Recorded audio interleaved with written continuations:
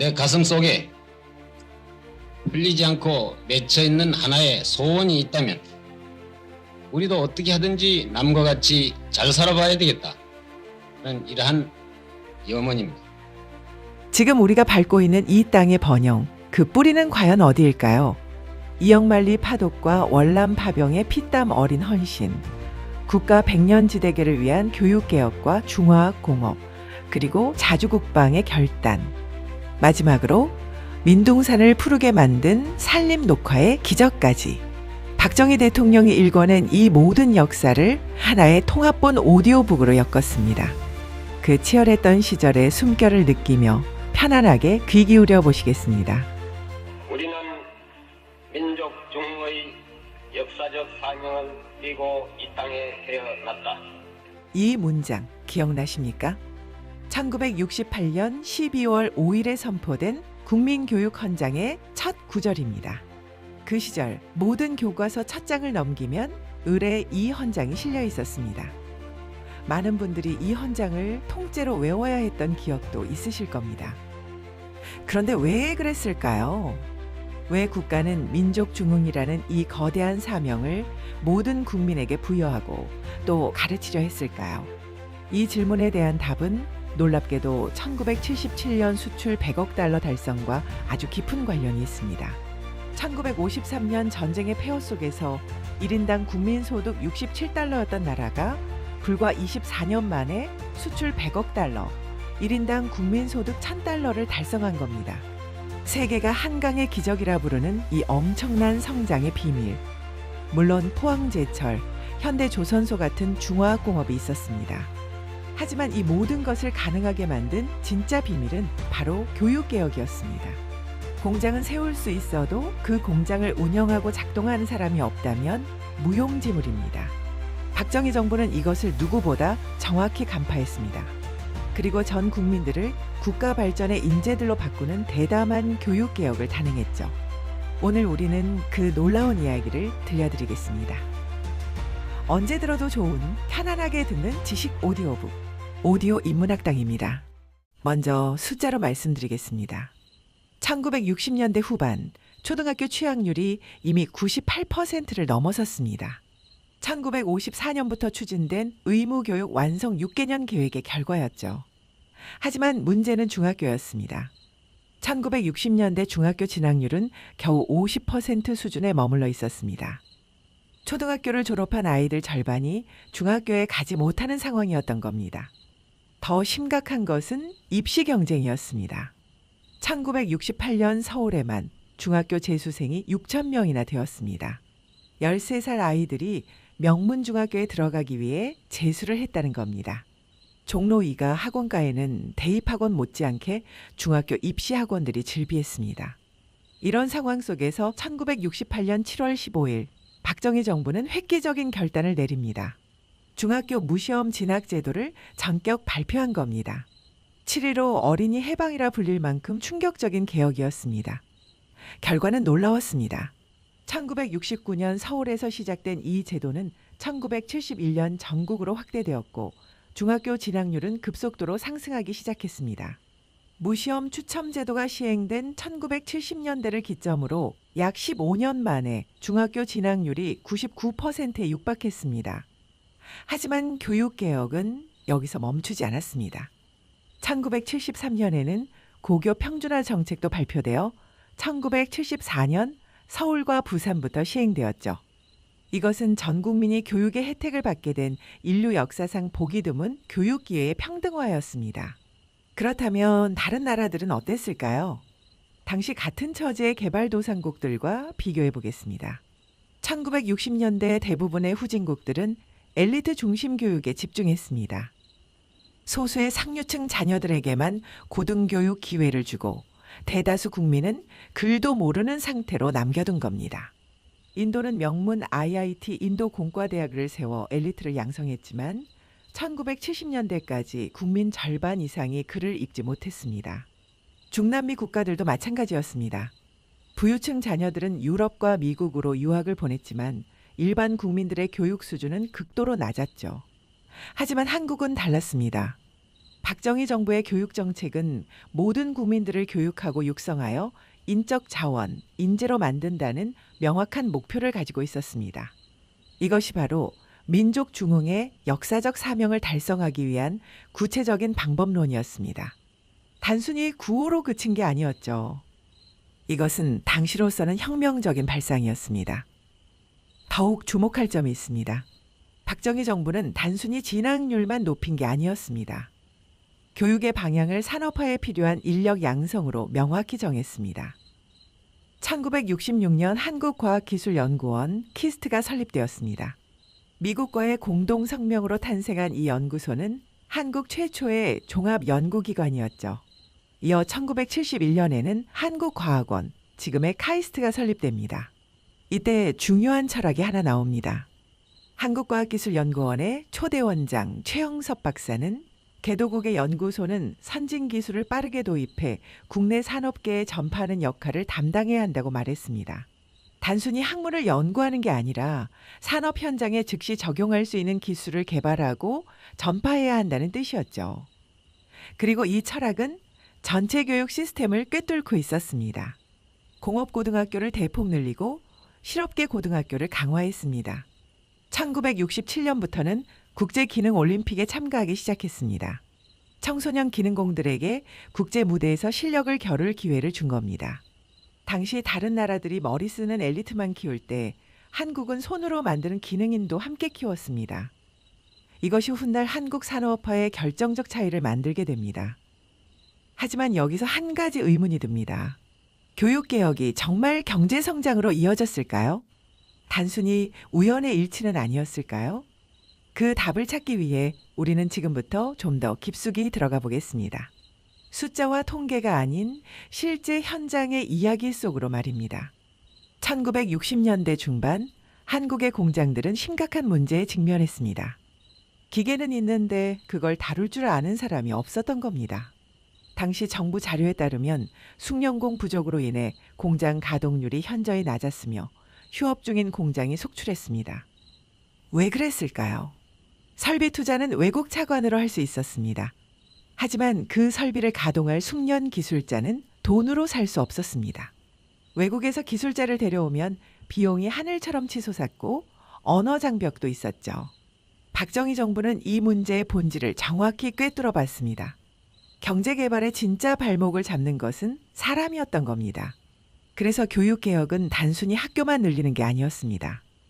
전체 교육 시스템을 산업 현장과 연결시키는 작업이었습니다. 이것이 어떻게 작동했는지 지금부터 하나하나 살펴보겠습니다. 먼저 중학교 무시험 진학 제도를 다시 보겠습니다.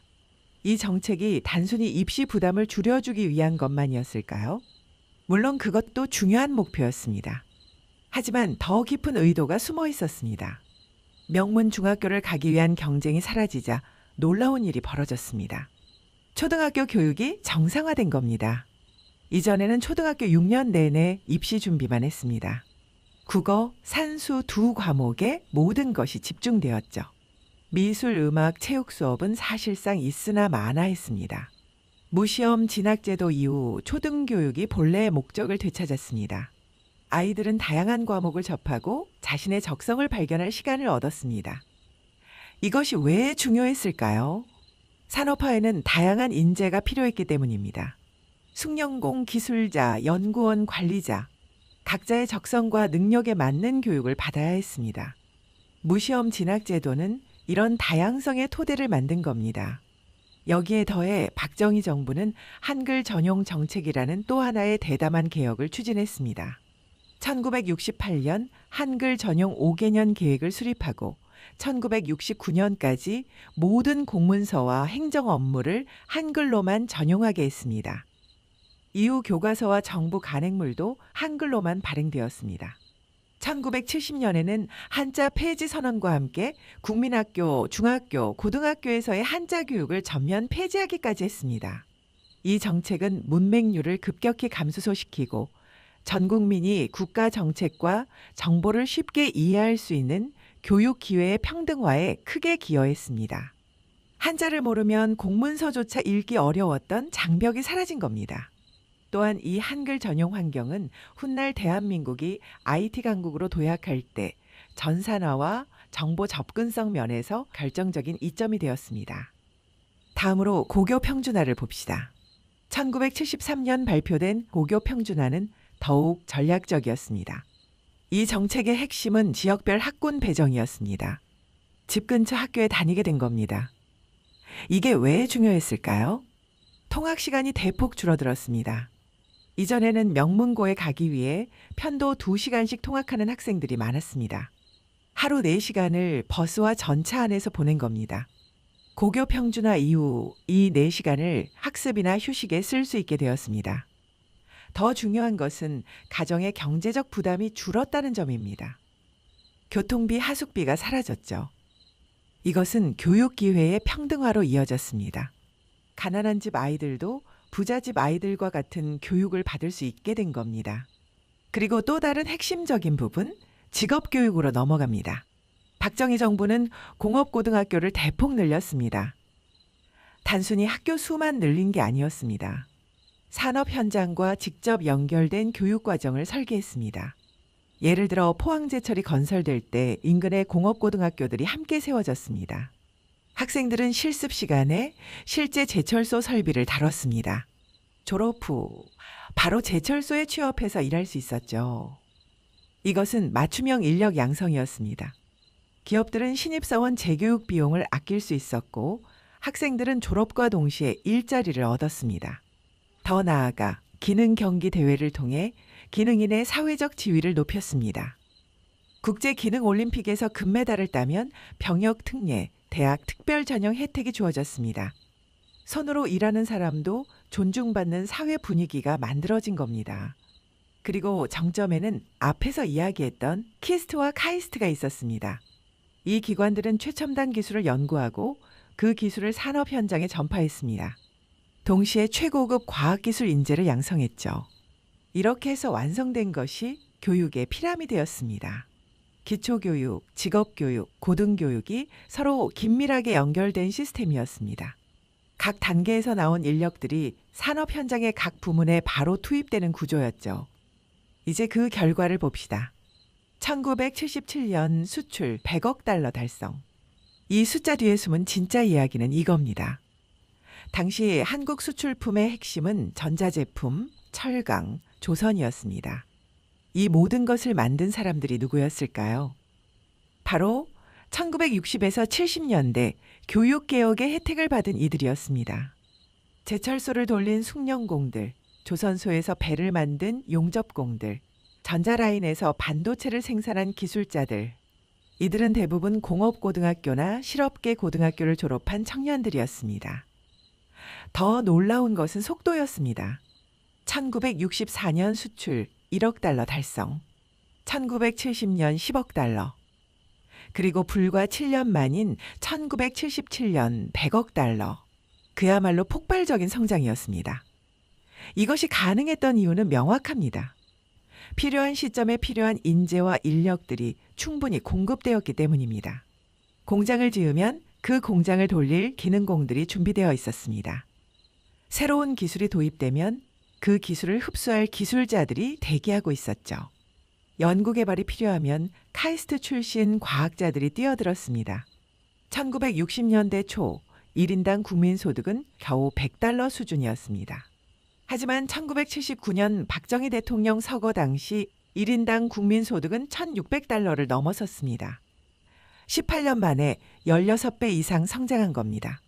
경제 성장률도 놀라웠습니다. 1960년대와 70년대 모두 연평균 9%가 넘는 세계에서 유례를 찾기 힘든 고도 성장이었습니다. 이 모든 것의 중심에 교육이 있었습니다. 일본의 경제학자들이 한국의 성장을 분석하러 왔을 때 가장 놀란 것이 바로 이것이었습니다. 교육 시스템이 산업 시스템과 완벽하게 맞물려 돌아간다는 점이었죠. 싱가포르의 리칸유 총리가 박정희 대통령을 만났을 때 물었습니다. 어떻게 이렇게 빠르게 성장할 수 있었습니까? 박정희 대통령의 답은 간단했습니다. 인재들을 만들었습니다. 말레이시아의 마하티르 총리는 이렇게 말했습니다. 박정희 대통령이 한국 발전의 토대를 만들었습니다. 지도자의 철학 없이는 아무리 좋은 계획도 성공할 수 없습니다. 우리는 박정희의 교육 철학을 배우고 싶었습니다. 기억하시나요? 우리가 잠깐 언급했던 키스트 최영섭 원장의 이야기를 개도국은 선진 기술을 빠르게 도입해 산업계에 전파해야 한다. 이것이 단순한 구호가 아니었다는 것이 이제 밝혀집니다. 그 가장 거대한 증거가 바로 포항제철입니다.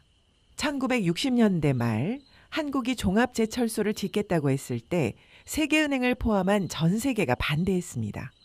기술도 자본도 경험도 없는 나라가 무모하다. 타당성이 없다는 것이 이유였죠.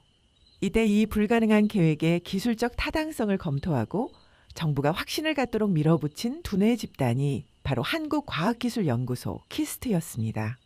키스트의 과학자들은 선진국의 기술을 우리 실정에 맞게 소화하고 개량하는 역할을 맡았습니다.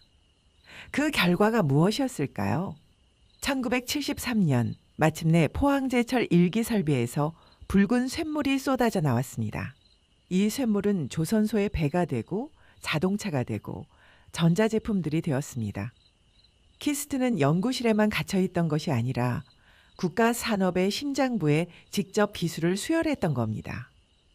이것이 시사하는 바는 명확합니다. 박정희 정부의 교육정책은 단순히 많이 가르치는 것이 아니었습니다. 제대로 그리고 전략적으로 가르치는 것이었습니다. 실제로 숨겨진 이야기가 하나 더 있습니다. 중학교 무시험 진학제도와 고교 평준화 정책, 이것들이 발표될 때 엄청난 반대가 있었습니다. 특히 명문 중고등학교 출신들이 격렬히 반대했습니다. 자신들의 학벌 가치가 사라진다고 생각한 겁니다. 하지만 박정희 정부는 강행했습니다. 왜일까요? 장기적인 국가 전략이 있었기 때문입니다. 소수 엘리트의 특권보다 전 국민의 실력을 끌어올리는 것이 더 중요했던 겁니다. 산업화는 소수의 천재가 아니라 수백만 명의 숙련된 인력으로 이루어지는 것이니까요. 그리고 이 선택은 옳았습니다. 1980년대 중반 한국은 3저 호황을 맞이합니다. 저유가, 저금리, 저달러. 외부 환경이 좋았던 것은 사실입니다. 하지만 이 기회를 잡을 수 있었던 것은 1960에서 70년대 양성된 인적 자원 덕분이었습니다. 그리고 여기에 한글 전용 정책의 장기적인 기여가 있습니다. 한글만을 전용하게 하여 문맹률을 낮추고 교육 기회의 평등을 이루었을 뿐 아니라 한자 병용으로 인해 복잡했던 정보 시스템을 단일 문자인 한글 중심으로 단순화했습니다. 이는 향후 대한민국이 급속도로 전산화되고 2000년대 이후 세계적인 IT 강국으로 발돋움할 수 있는 거대한 기술적, 문화적 기반이 되었습니다. 1995년 한국은 수출 1000억 달러, 1인당 국민소득 1만 달러를 달성합니다. 1996년에는 OECD에 가입하죠. 선진국 클럽에 들어간 겁니다. 이 모든 것이 가능했던 이유는 무엇일까요? 1960에서 70년대 교육개혁으로 길러진 인재들이 1980에서 90년대 산업 현장의 중심이 되었기 때문입니다. 그들은 단순 노동자가 아니었습니다. 새로운 기술을 배우고 개선하고 혁신할 수 있는 학습하는 노동자였습니다. 우리나라의 대기업들이 세계적 기업으로 성장한 비결은 뭘까요? 좋은 기술, 많은 자본도 중요했습니다. 하지만 가장 결정적이었던 것은 우수한 인적 자원이었습니다. 2000년대 들어 한국이 IT 강국이 될 수 있었던 것도 마찬가지입니다. 이 모든 분야에서 한국이 앞서 나갈 수 있었던 것은 탄탄한 교육 시스템 덕분이었습니다. 결국 박정희 정부의 교육 개혁은 씨앗이었던 셈입니다. 그 씨앗이 1980에서 90년대 싹을 틔우고 2000년대 이후 열매를 맺은 겁니다. 이제 처음의 질문으로 돌아갑시다. 1977년 수출 100억 달러 달성. 이것이 정말 기적이었을까요? 아닙니다. 기적이 아니었습니다. 철저한 계획과 실행의 결과였습니다. 그 계획의 핵심이 바로 교육이었습니다. 물론 박정희 정부의 교육 정책이 완벽했다고 말할 수는 없습니다. 우리가 처음에 언급했던 국민교육 헌장이 상징하듯 개인의 자율성보다는 국가의 목표를 앞세운 국가주의적 요소도 있었습니다. 모두가 똑같은 목표를 향해 달려가야 했던 획일화된 교육, 산업 발전에 당장 필요하지 않다는 이유로 뒷전으로 밀려난 인문학 경시. 분명 한계와 문제점도 있었습니다. 하지만 부인할 수 없는 사실이 하나 있습니다. 전쟁의 폐허에서 선진국으로 도약한 나라는 세계 역사상 한국이 거의 유일합니다. 그것도 단 한 세대 만에 이룬 일입니다. 이것을 가능하게 만든 결정적 요인이 박정희 정부의 교육개혁이었다는 것, 우리는 이제 알게 되었습니다. 한글 전용 정책을 포함하여 모든 국민이 배울 수 있도록 교육 기회를 넓혔고 직업교육과 과학기술 교육을 강화해 산업에 꼭 필요한 인재들을 키워냈습니다. 이를 통해 대한민국은 경제성장의 필수적인 인적 자원 기반을 닦을 수 있었습니다. 오늘날 우리가 누리는 번영, 그 토대는 50년 전에 만들어진 것입니다. 우리는 역사에서 배웁니다. 그리고 그 배움을 통해 더 나은 미래를 만들어갑니다. 마지막으로 오늘 이야기의 문을 열었던 박정희 대통령님의 국민교육 헌장 선포의 전문을 들려드리며 격동의 시대를 관통했던 그때의 철학을 다시 한번 되새겨보는 시간을 갖고자 합니다. 교육 헌장. 우리는 민족 중흥의 역사적 사명을 띠고 이 땅에 태어났다. 조상의 빛난 오를 오늘에 되살려 안으로 자주 독립의 자세를 확립하고 밖으로 인류 공영에 이바지할 때다. 이에 우리의 나아갈 바를 밝혀 교육의 지표로 삼는다. 성실한 마음과 튼튼한 몸으로 학문과 기술을 배우고 익히며 타고난 저마다의 소질을 개발하고 우리의 처지를 약진의 발판으로 삼아 창조의 힘과 개척의 정신을 기른다.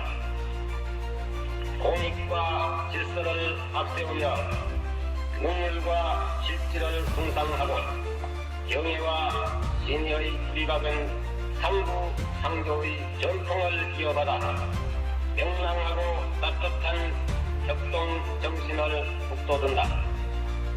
우리의 창의와 협력을 바탕으로 나라가 발전하며 나라의 운명이 나의 발전의 근본임을 깨달아 자유와 권리에 따르는 책임과 의무를 다하며 스스로 국가 건설에 참여하고 봉사하는 국민 정신을 드높인다.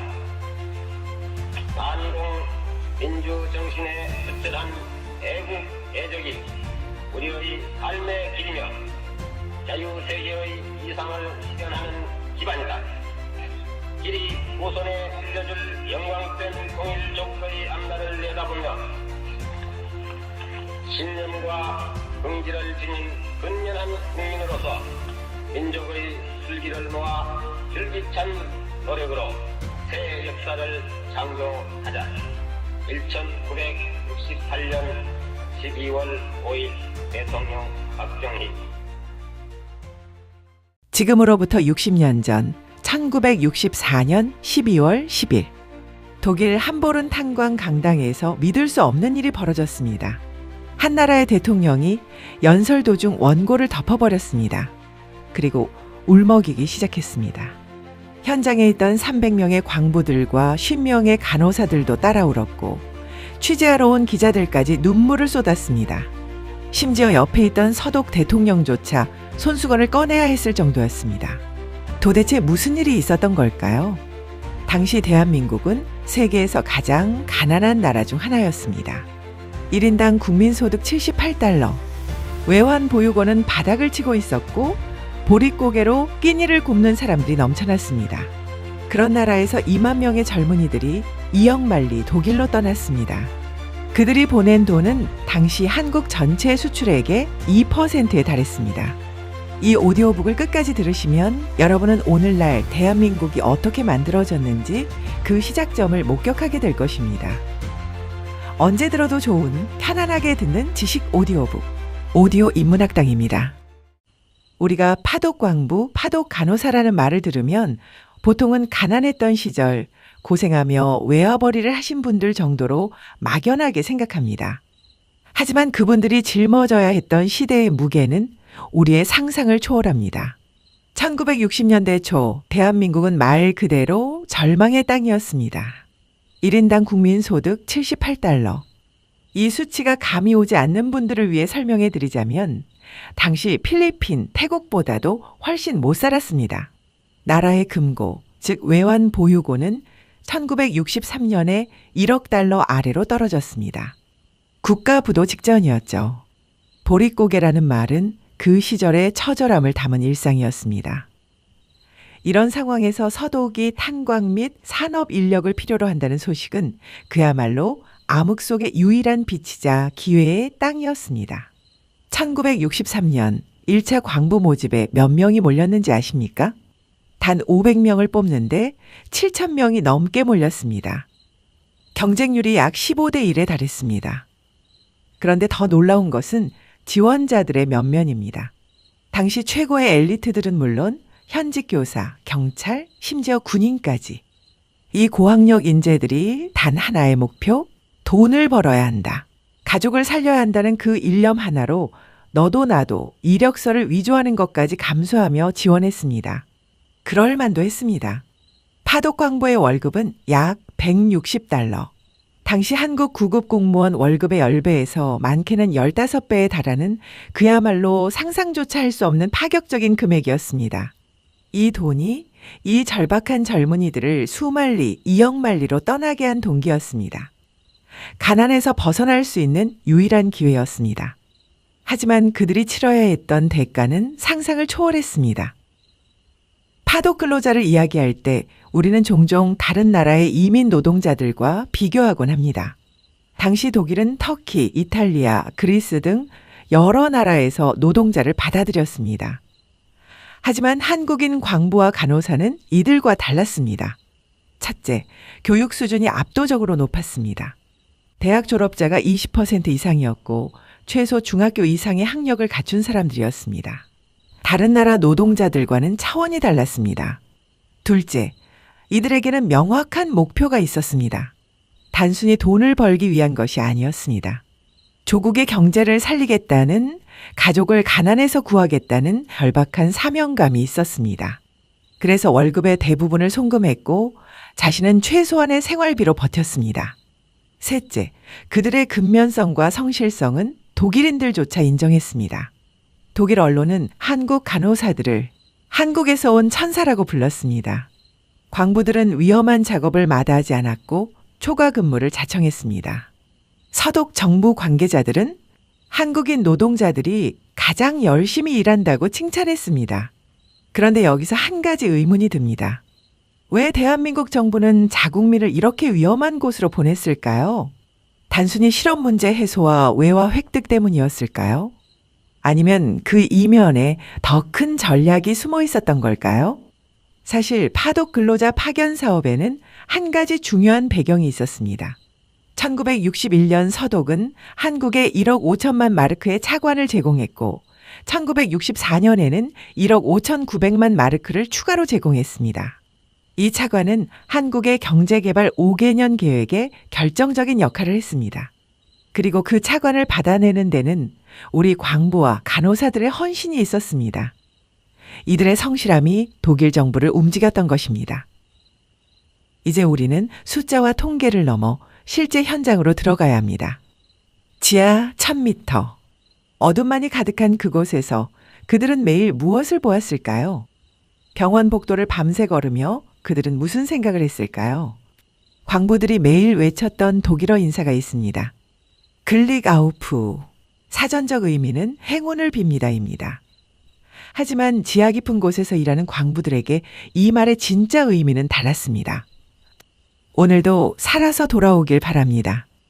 간호사들은 독일 병원에서 밤낮 없이 환자들을 돌봤습니다. 언어가 서툴러 허드렛 일부터 시작해야 했지만 그들의 헌신적인 태도는 독일인 의사들을 감동시켰습니다.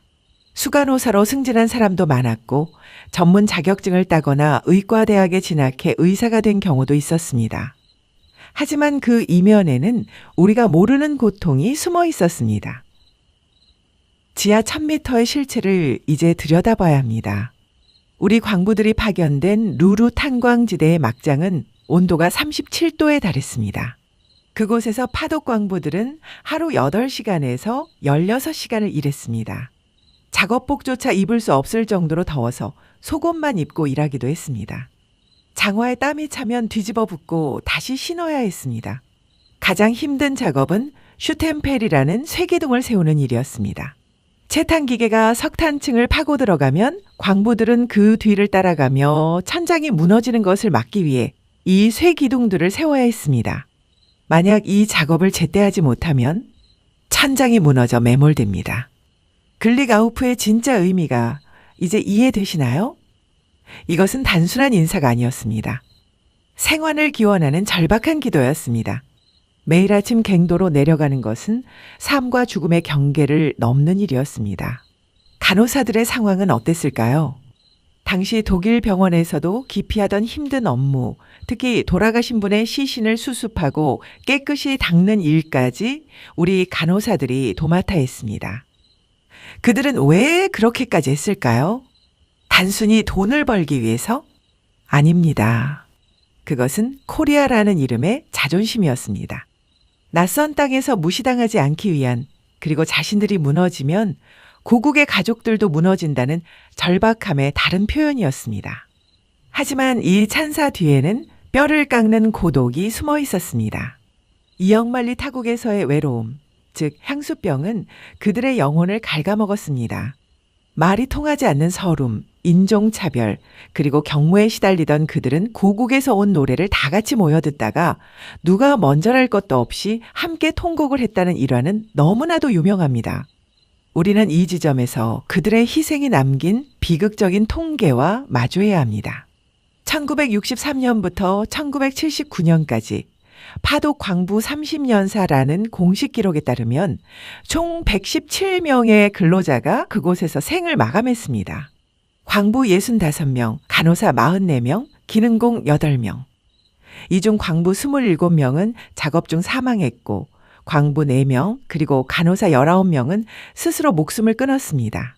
특히 간호사들의 이 높은 자살률은 그들이 천사라는 이름 뒤에서 겪어야 했던 타국에서의 극심한 정신적 고통과 외로움이 얼마나 처절했는지를 보여주는 가슴 아픈 통계입니다.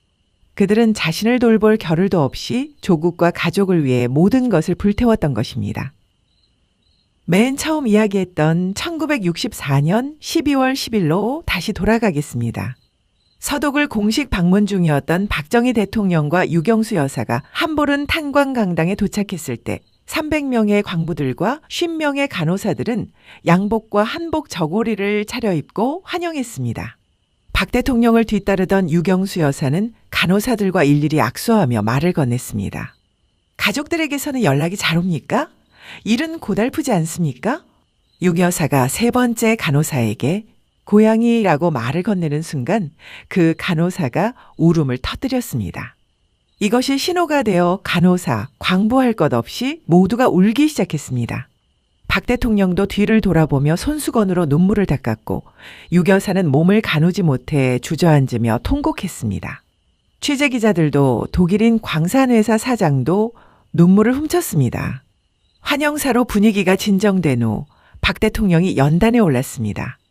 여러분, 만리타양에서 이렇게 상봉하게 되니 감개무량합니다. 조국을 떠나 이영만리, 남의 나라 땅 밑에서 얼마나 노고가 많으십니까? 서독 정부의 초청으로 여러 나라 사람들이 이곳에 와 일하고 있는데 그중에서도 한국 사람들이 제일 잘하고 있다고 칭찬을 받고 있음을 기쁘게 생각합니다. 하지만 곧 다시 흐느낌이 들리자 박 대통령은 원고를 덮고 진심을 담아 떨리는 목소리로 말했습니다. 황원 여러분, 간호원 여러분, 모국의 가족이나 고향 땅 생각에 괴로움이 많을 줄 생각되지만 개개인이 무엇 때문에 이 먼 이국에 찾아왔던가를 명심하여 조국의 명예를 걸고 열심히 일합시다. 비록 우리 생전에는 이룩하지 못하더라도 후손을 위해 남들과 같은 번영의 터전만이라도 닦아놓읍시다. 박 대통령은 울음으로 말을 잇지 못했고 강당은 다시 눈물바다가 되었습니다. 30분 예정이었던 방문은 1시간 이상 이어졌습니다. 함보른 광산을 떠나려던 박 대통령의 차는 이제 막 광산의 막장에서 나온 탄가루가 가득 묻은 파독 광부들에게 가로막혔습니다. 그들은 박 대통령에게 손을 내밀었습니다. 차 안에서 박 대통령은 계속 울고 있었고 옆자리에 앉아있던 류부케 대통령은 울지 마세요. 우리가 도와줄 테니 울지 마세요라며 손수건을 건넸다고 합니다. 이 만남은 단순한 위로의 자리가 아니었습니다. 그때 박정희 대통령과 유경수 여사 그리고 파독 광부들과 간호사들이 함께 흘린 눈물은 대한민국 근대화의 시발점이었습니다. 이제 여러분께 반전을 하나 말씀드려야겠습니다. 많은 사람들이 파독 광부와 간호사의 임금을 담보로 서독에서 차관을 받았다고 알고 있습니다. 심지어 일부 역사책에도 그렇게 적혀 있습니다. 하지만 이것은 사실이 아닙니다. 진실 화해를 위한 과거사 정리위원회 공식 조사 결과에 따르면 광부 간호사의 임금을 담보로 독일로부터 상업 차관을 성사시켰다는 주장과 인식은 사실이 아님이 확인되었다고 밝혔습니다. 서독이 한국에 제공한 차관은 1961년 의정서에 의한 1억 5천만 마르크와 1964년 차관 협정에 의한 1억 5,900만 마르크였습니다. 광부 파독 협상은 1963년에 이루어졌고 정부의 간호사 파견은 1966년부터였습니다. 시기가 맞지 않습니다. 또한 차관 협정 문서 어디에도 광부 임금을 담보로 잡는다는 내용은 없습니다. 대한민국 정부와 한국은행의 지불 보증만이 명기되어 있습니다. 독일 재건은행은 공식 서한에서 한국 차관 사업이 파독 근로자 사업과 무관하다고 명확히 밝혔습니다. 그렇다면 파독 근로자들의 역할은 무엇이었을까요? 그들의 역할은 담보가 아니라 증명이었습니다. 한국인들이 얼마나 성실하고 근면한지 한국이라는 나라가 투자할 가치가 있는 나라인지를 몸소 보여준 것입니다. 그들의 땀과 헌신이 서독 정부를 움직였습니다. 독일인들은 한국 광부와 간호사들을 보며 저 나라는 발전할 것이다 라고 확신했습니다. 파독 근로자들은 한국의 미래를 담보로 맡긴 것이 아니라 한국의 가능성을 직접 증명한 것입니다. 그리고 그 증명은 틀리지 않았습니다. 이들이 보낸 외화와 그들이 만든 신뢰를 바탕으로 대한민국은 경제개발 5개년 계획을 성공적으로 추진했습니다. 1960년대 세계 최빈국 중 하나였던 한국은 2025년 현재 세계 10위권의 경제대국이 되었습니다. 여러분, 지금 이 순간도 우리는 누군가의 희생 위에 서 있습니다. 파독 광부와 간호사들, 그들은 자신의 청춘을 바쳤습니다. 지하 1000m 어둠 속에서 낯선 병원에서 그들은 고국을 위해 버텼습니다. 117명은 돌아오지 못했습니다. 계약 기간이 끝난 후 약 30%가 독일에 정착했습니다. 그들은 현지 한인 사회의 주축이 되었습니다. 고국으로 돌아온 이들을 위해서는 경남 남해에 독일 마을이 조성되었습니다. 그들은 자신들의 선택을 후회하지 않습니다. 가난을 벗어나기 위한 도전이자 기회였다고 말합니다. 그리고 우리들은 말할 수 있습니다. 그들의 청춘으로 오늘의 대한민국이 존재한다는 것을 말이죠. 여러분이 지금 누리는 모든 것의 시작점에 그들이 있었습니다. 1965년부터 1967년까지 파독 근로자들이 보낸 돈은 한국 전체 수출액의 2%였습니다. 단 1달러도 소중했던 그 시절, 그 2%가 씨앗이 되어 오늘날의 한강의 기적을 만들었습니다. 이제 우리가 해야 할 일이 있습니다. 기억하는 것입니다. 그들의 이름을, 그들의 희생을, 그들의 눈물을 기억해야 합니다. 독일 에센에는 파독광부 기념회관이 있습니다. 디스부르크에는 박정희 대통령의 눈물 연설 장소가 있습니다. 우리가 기억하고 이야기하는 한 이분들의 헌신과 희생은 헛되지 않을 것입니다. 구독과 좋아요로 이 이야기를 더 많은 사람들에게 전해주세요. 대한민국을 살린 땅 밑의 영웅들과 백의의 천사들을, 그리고 그 시절 대한민국의 경제 발전과 조국 근대화를 위해 헌신했던 선배 세대들을 우리는 결코 잊지 않을 것입니다. 오늘도 시청해 주셔서 감사합니다. 늘 건강하시고 행복하시기를 기원합니다. 1965년 10월 부산항 부두. 찬 기운 감도는 부둣가에 20대 초반의 젊은이들이 배에 오르고 있었습니다. 바로 월남전 전투부대 파병 환송식이었습니다. 학생들과 국민들은 태극기를 흔들며 열렬한 응원의 함성을 보냈지만 그 뒤편에는 파병 장병들의 부모님들의 눈물의 배웅이 마치 거센 파도처럼 일렁였습니다. 어머니들은 오열했고 아버지들은 고개를 돌려 눈물을 훔쳤습니다. 아들아, 꼭 살아서 돌아와라.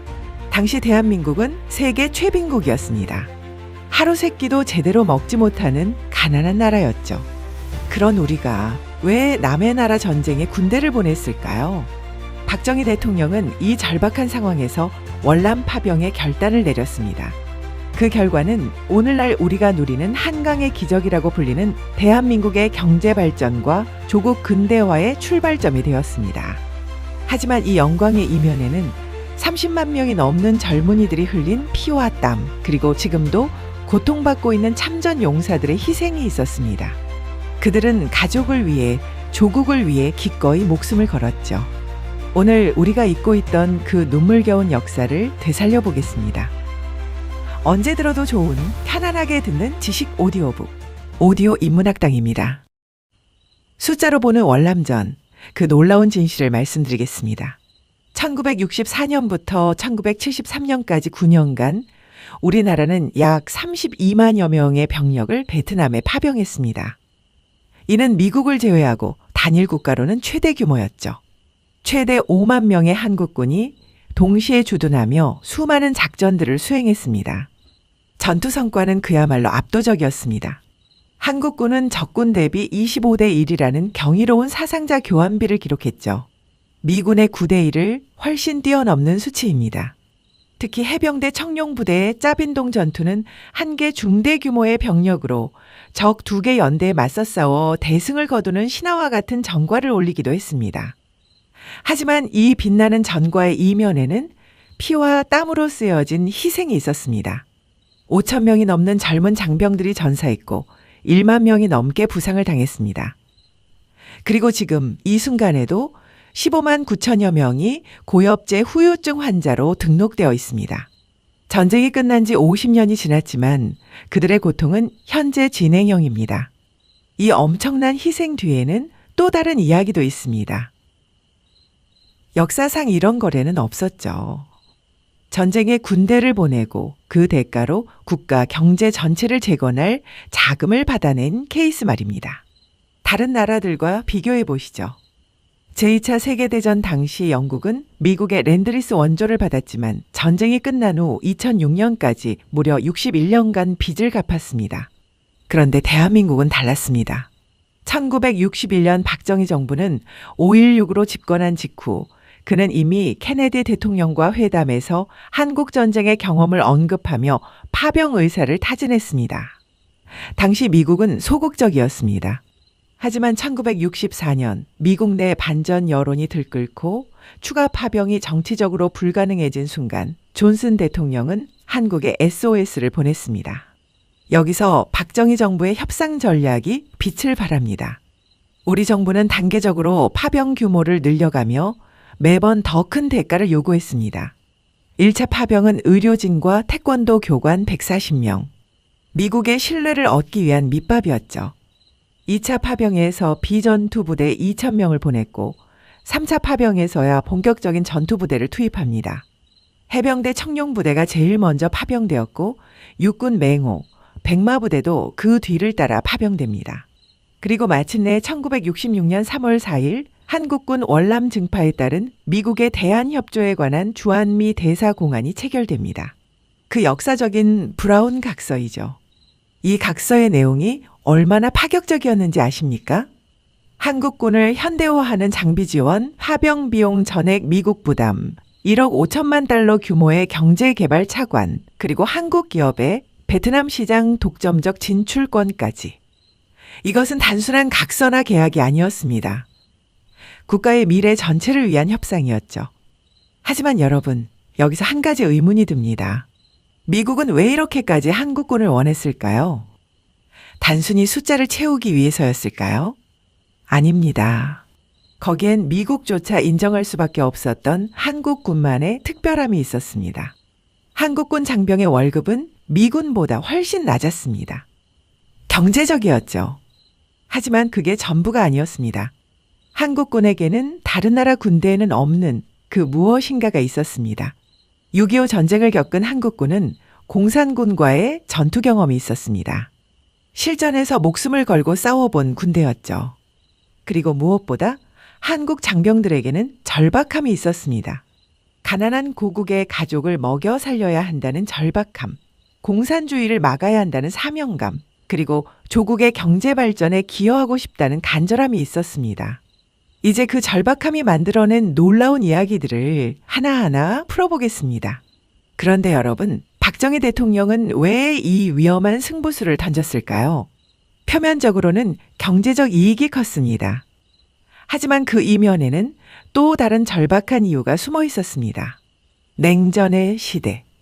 그와 동시에 공산화를 저지하여 아시아 지역의 안보를 지킨다는 안보론적 명분도 중요하게 작용했습니다. 이러한 자유수호의 정신은 6.25 전쟁 당시 수많은 미군들과 연합군들이 이름 모를 타국인 대한민국에 와서 피 흘려 싸웠던 우리의 역사와 그 궤를 같이 한다고 볼 수 있습니다. 그리고 더 중요한 것이 있었습니다.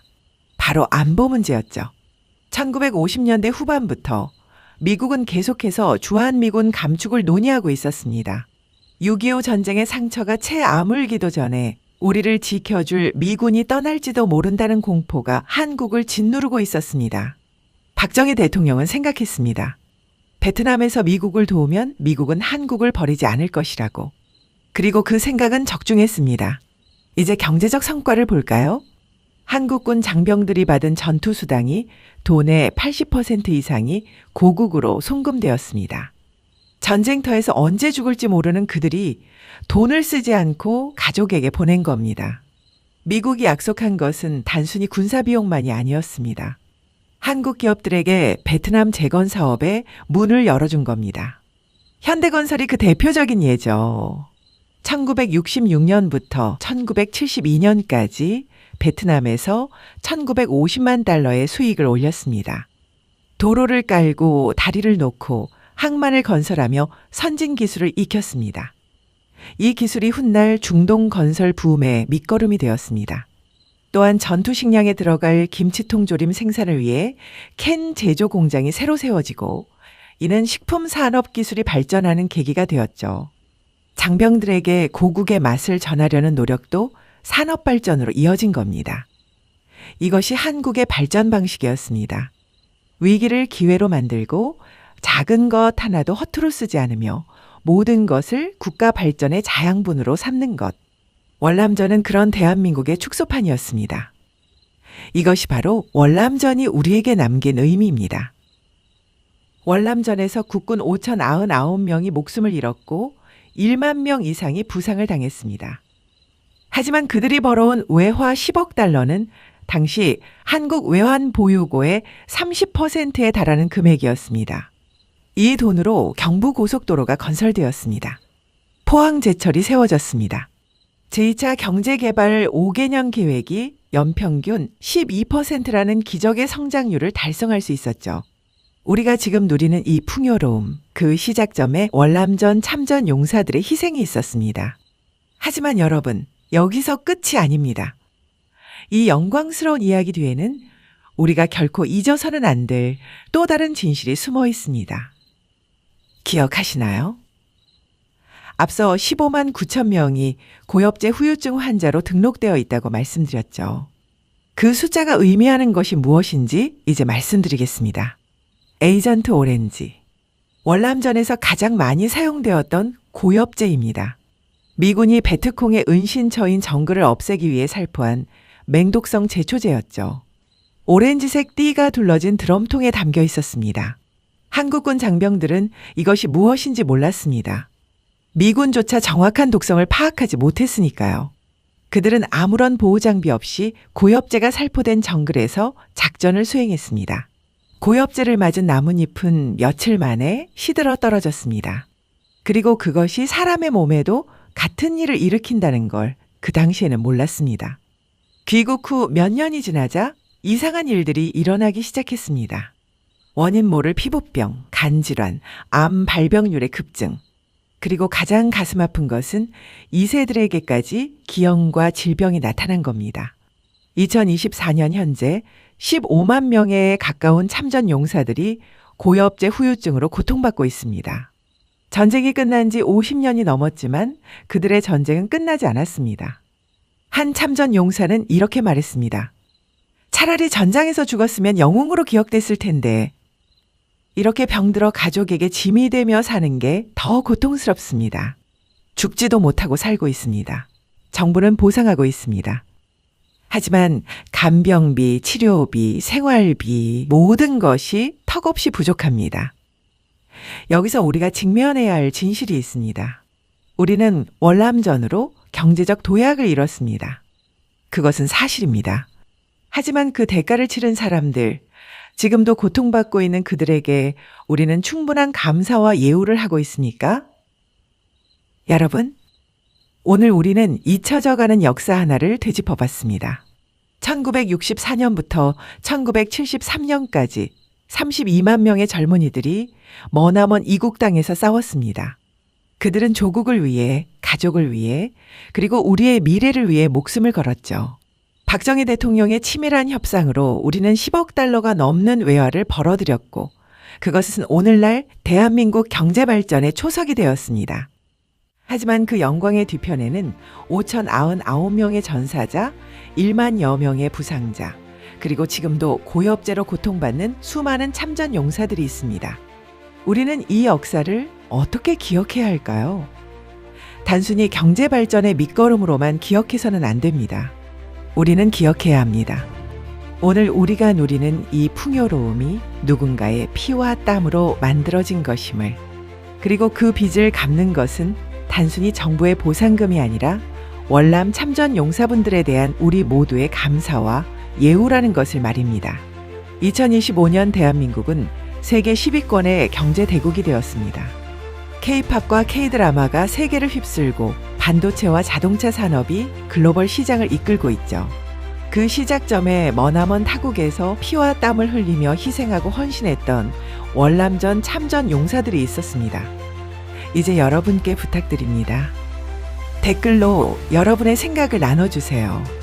월남전 참전에 대해 어떻게 생각하시나요? 혹시 가족 중에 참전 용사가 계신가요? 그분들의 이야기를 들려주세요. 그리고 이 영상을 공유해주세요. 우리가 잊고 살았던 이 소중한 역사를 더 많은 사람들이 기억할 수 있도록 말입니다. 월남전 참전 용사님들께 깊은 감사와 경의를 표합니다. 잊지 않겠습니다.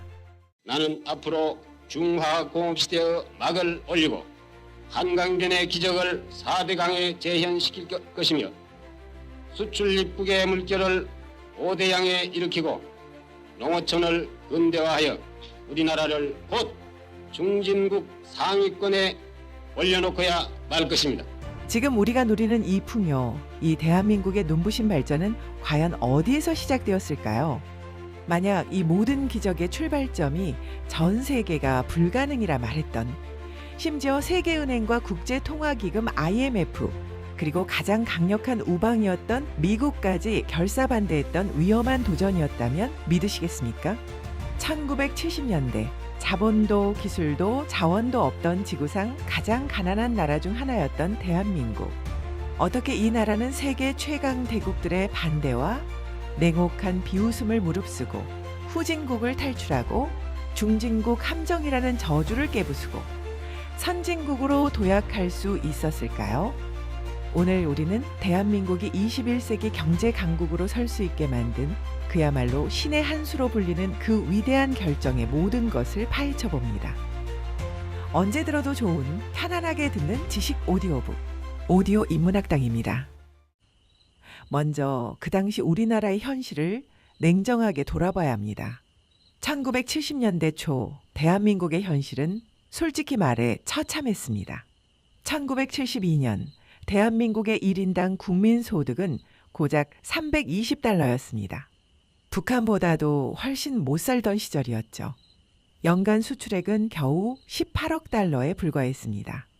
그나마 수출하는 품목들도 대부분 가발, 합판, 옷, 신발 같은 값싼 노동력을 파는 경공업 제품이 전부였습니다.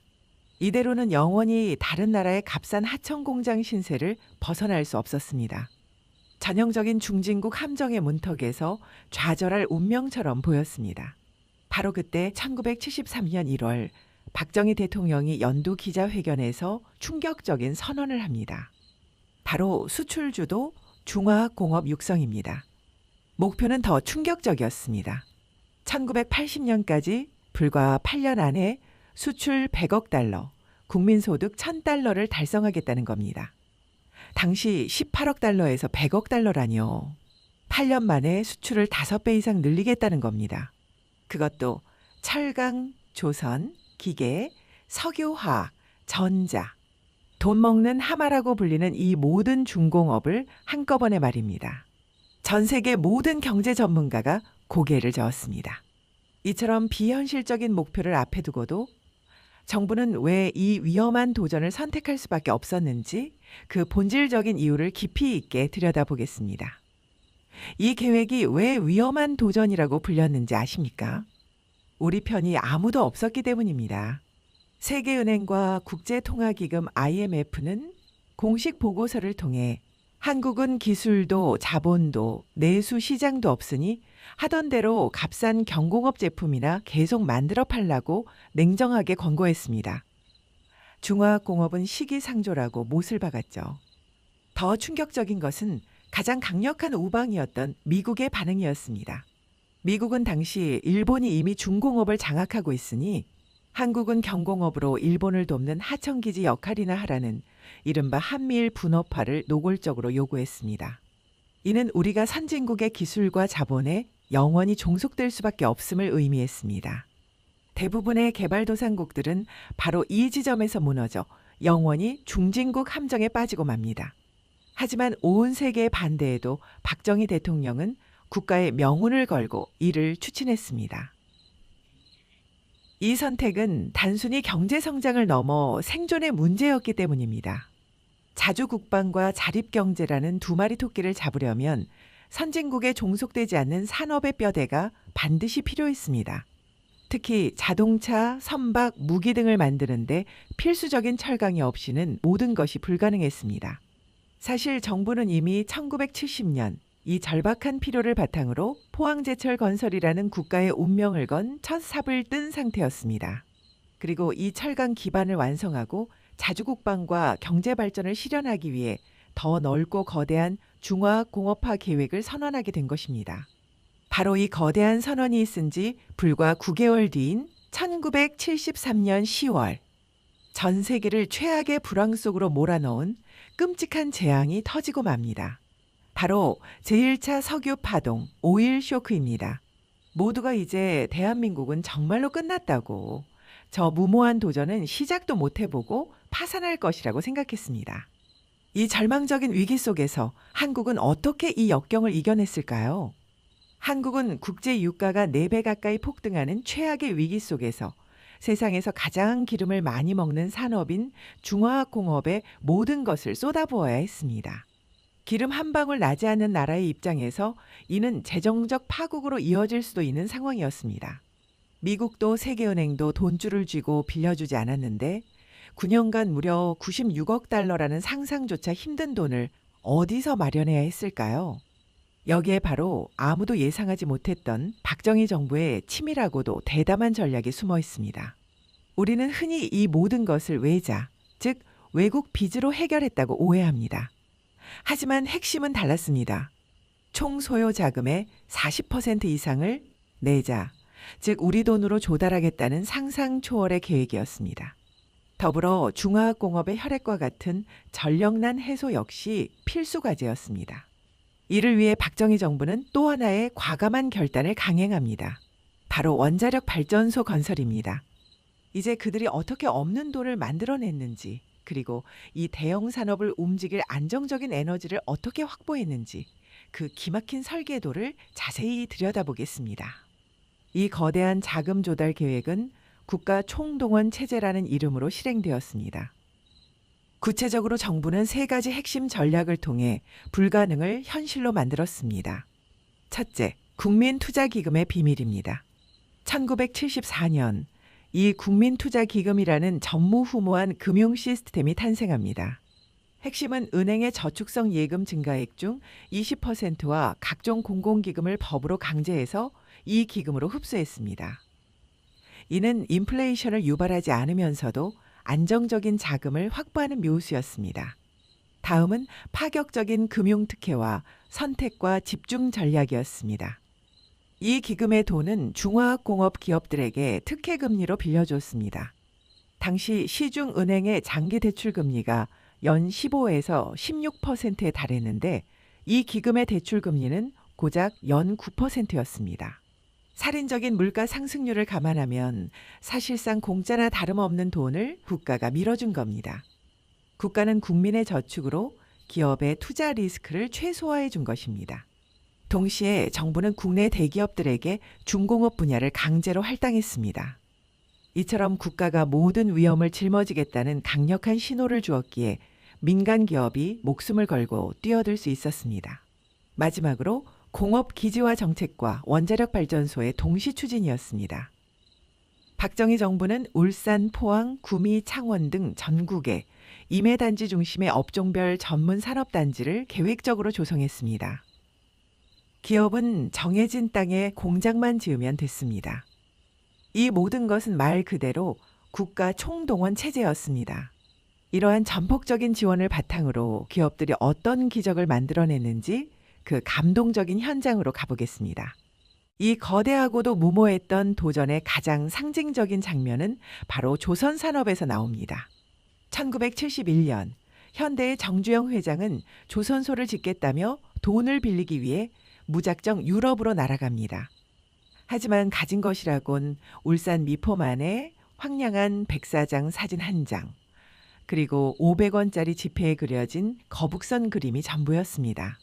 우리는 1500년대에 이미 이런 철갑선을 만들었던 민족이다라는 이 황당한 설명을 유럽의 냉철한 금융가들이 믿어줄 리 없었죠. 모두가 불가능하다고 할 때 그는 기적적으로 그리스의 선박왕 리바노스를 만납니다. 그리고 역사에 남을 단판을 짓습니다.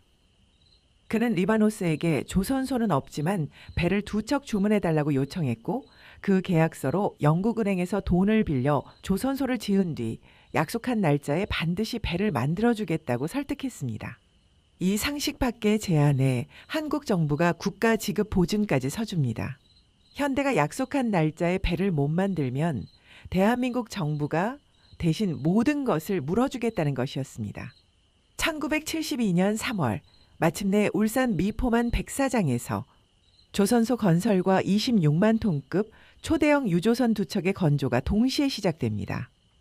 그리고 불과 2년 3개월 만인 1974년 6월 우리는 전 세계를 경악시키며 거대한 유조선 2척과 세계적 규모의 조선소를 동시에 완성시킵니다. 이것은 단순한 공장 건설이 아니었습니다.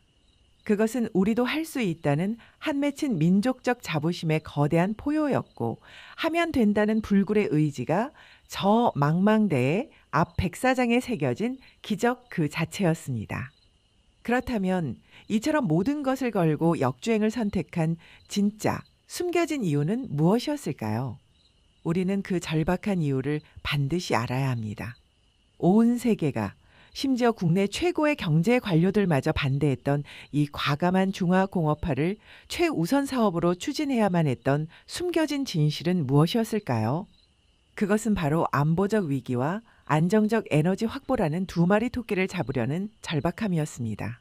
1970년대 초 북한의 도발이 잦아지는 가운데 미국은 닉슨 독트린을 발표하며 아시아의 방위는 아시아인의 힘으로 한다고 선언하고 주한미군 철수를 일방적으로 통보했습니다. 이는 대한민국에게 생존을 위협하는 핵폭탄급 소식이었습니다. 이 안보상의 위기를 극복하기 위한 정부의 노력은 두 가지 방향으로 진행되었습니다. 첫째, 자주국방을 위한 중화공업의 확보입니다. 박정희 정부는 자주국방을 위한 방위산업을 육성해야만 했습니다. 탱크, 전투기, 함선을 만들 핵심 기술과 부품은 모두 철강, 기계, 화학 같은 중화공업에서 나옵니다. 중화공업의 발전 없이는 자주국방은 공연불에 불과했습니다. 둘째, 에너지 자립과 안보를 위한 원자력 발전입니다. 중화공업과 함께 전력난 해소는 필수 과제였습니다. 정부는 미래 산업의 동력을 확보하기 위해 기술이나 자본 수준으로 볼 때 무모한 사업이라는 비판에도 불구하고 1971년 고리 1호기 기공을 시작으로 원전 건설을 과감히 강행했습니다. 이 원전 기술은 단순히 전기를 얻는 것을 넘어 국가 안보와도 연결되어 있었습니다. 실제로 당시 정부는 미국과 핵 숨바꼭질을 벌이면서도 원자로와 해구산을 얻어내고 기술을 발전시키는 외교적 수완까지 발휘했습니다. 결국 미군 철수, 경제 둔화, 전력난의 삼중 위기 속에서 박정희 대통령의 선택은 방위산업 급성장이라는 안보, 경제를 동시에 잡고 원자력으로 에너지 자립까지 추구하는 유일한 묘수, 바로 전시적인 중공업화였습니다. 이것이 바로 모든 반대와 리스크를 뚫고 제1차 석유 파동이라는 최악의 상황 속에서도 세계 경기에 역행하는 과감한 노선을 추진하게 만들었던 진짜 이유였습니다. 결과는 역사가 증명합니다. 1970년 대한민국 전체 수출에서 12.8%에 불과했던 중화공업 제품의 비중은 10년 뒤인 1980년 41.5%로 수직 상승합니다. 그리고 1980년에나 가능할 것이라던 수출 100억 달러와 국민소득 1000달러는 3년이나 앞당겨진 1977년에 이미 조기 달성해버렸습니다. 물론 이 거대한 도약은 우리 사회에 부작용도 남겼습니다.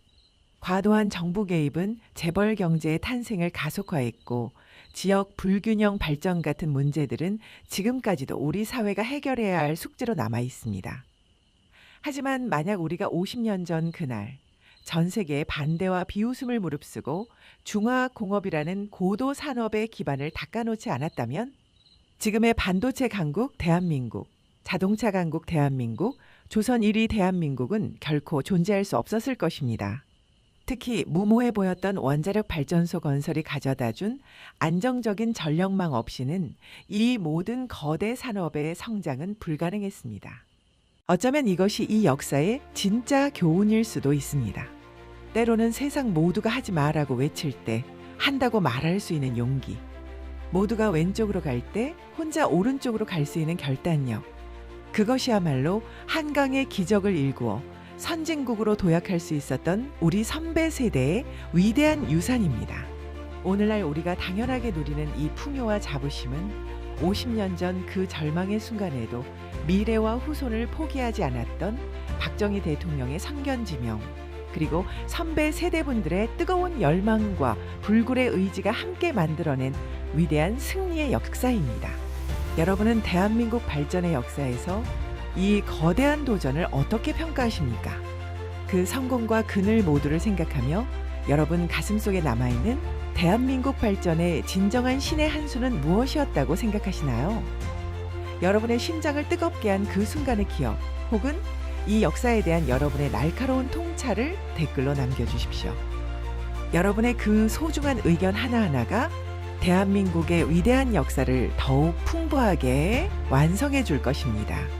마지막으로 그 시절 대한민국의 발전과 조국 근대화를 위해 헌신했던 모든 선배 세대분들의 노고를 우리는 절대 잊지 않겠습니다. 오늘도 오디오북을 시청해 주셔서 감사합니다. 늘 건강하시고 행복하시기를 기원합니다. 각각 일찍이 각각에서 승부하셨고 또 말씀드린 대로 저는 배임을 성공적으로 완수했습니다. 지금으로부터 수십 년 전 전 세계가 절대 불가능하다고 비웃었던 꿈이 있었습니다.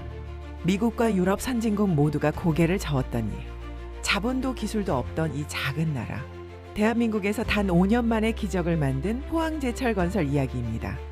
당시 세계은행은 한국의 제철소 사업을 채산성 없는 과시용 사업이라며 공식적으로 퇴짜를 놓았습니다. 이 사업에는 당시 한국의 연간 총 수출액의 4배가 넘는 천문학적인 돈이 필요했죠.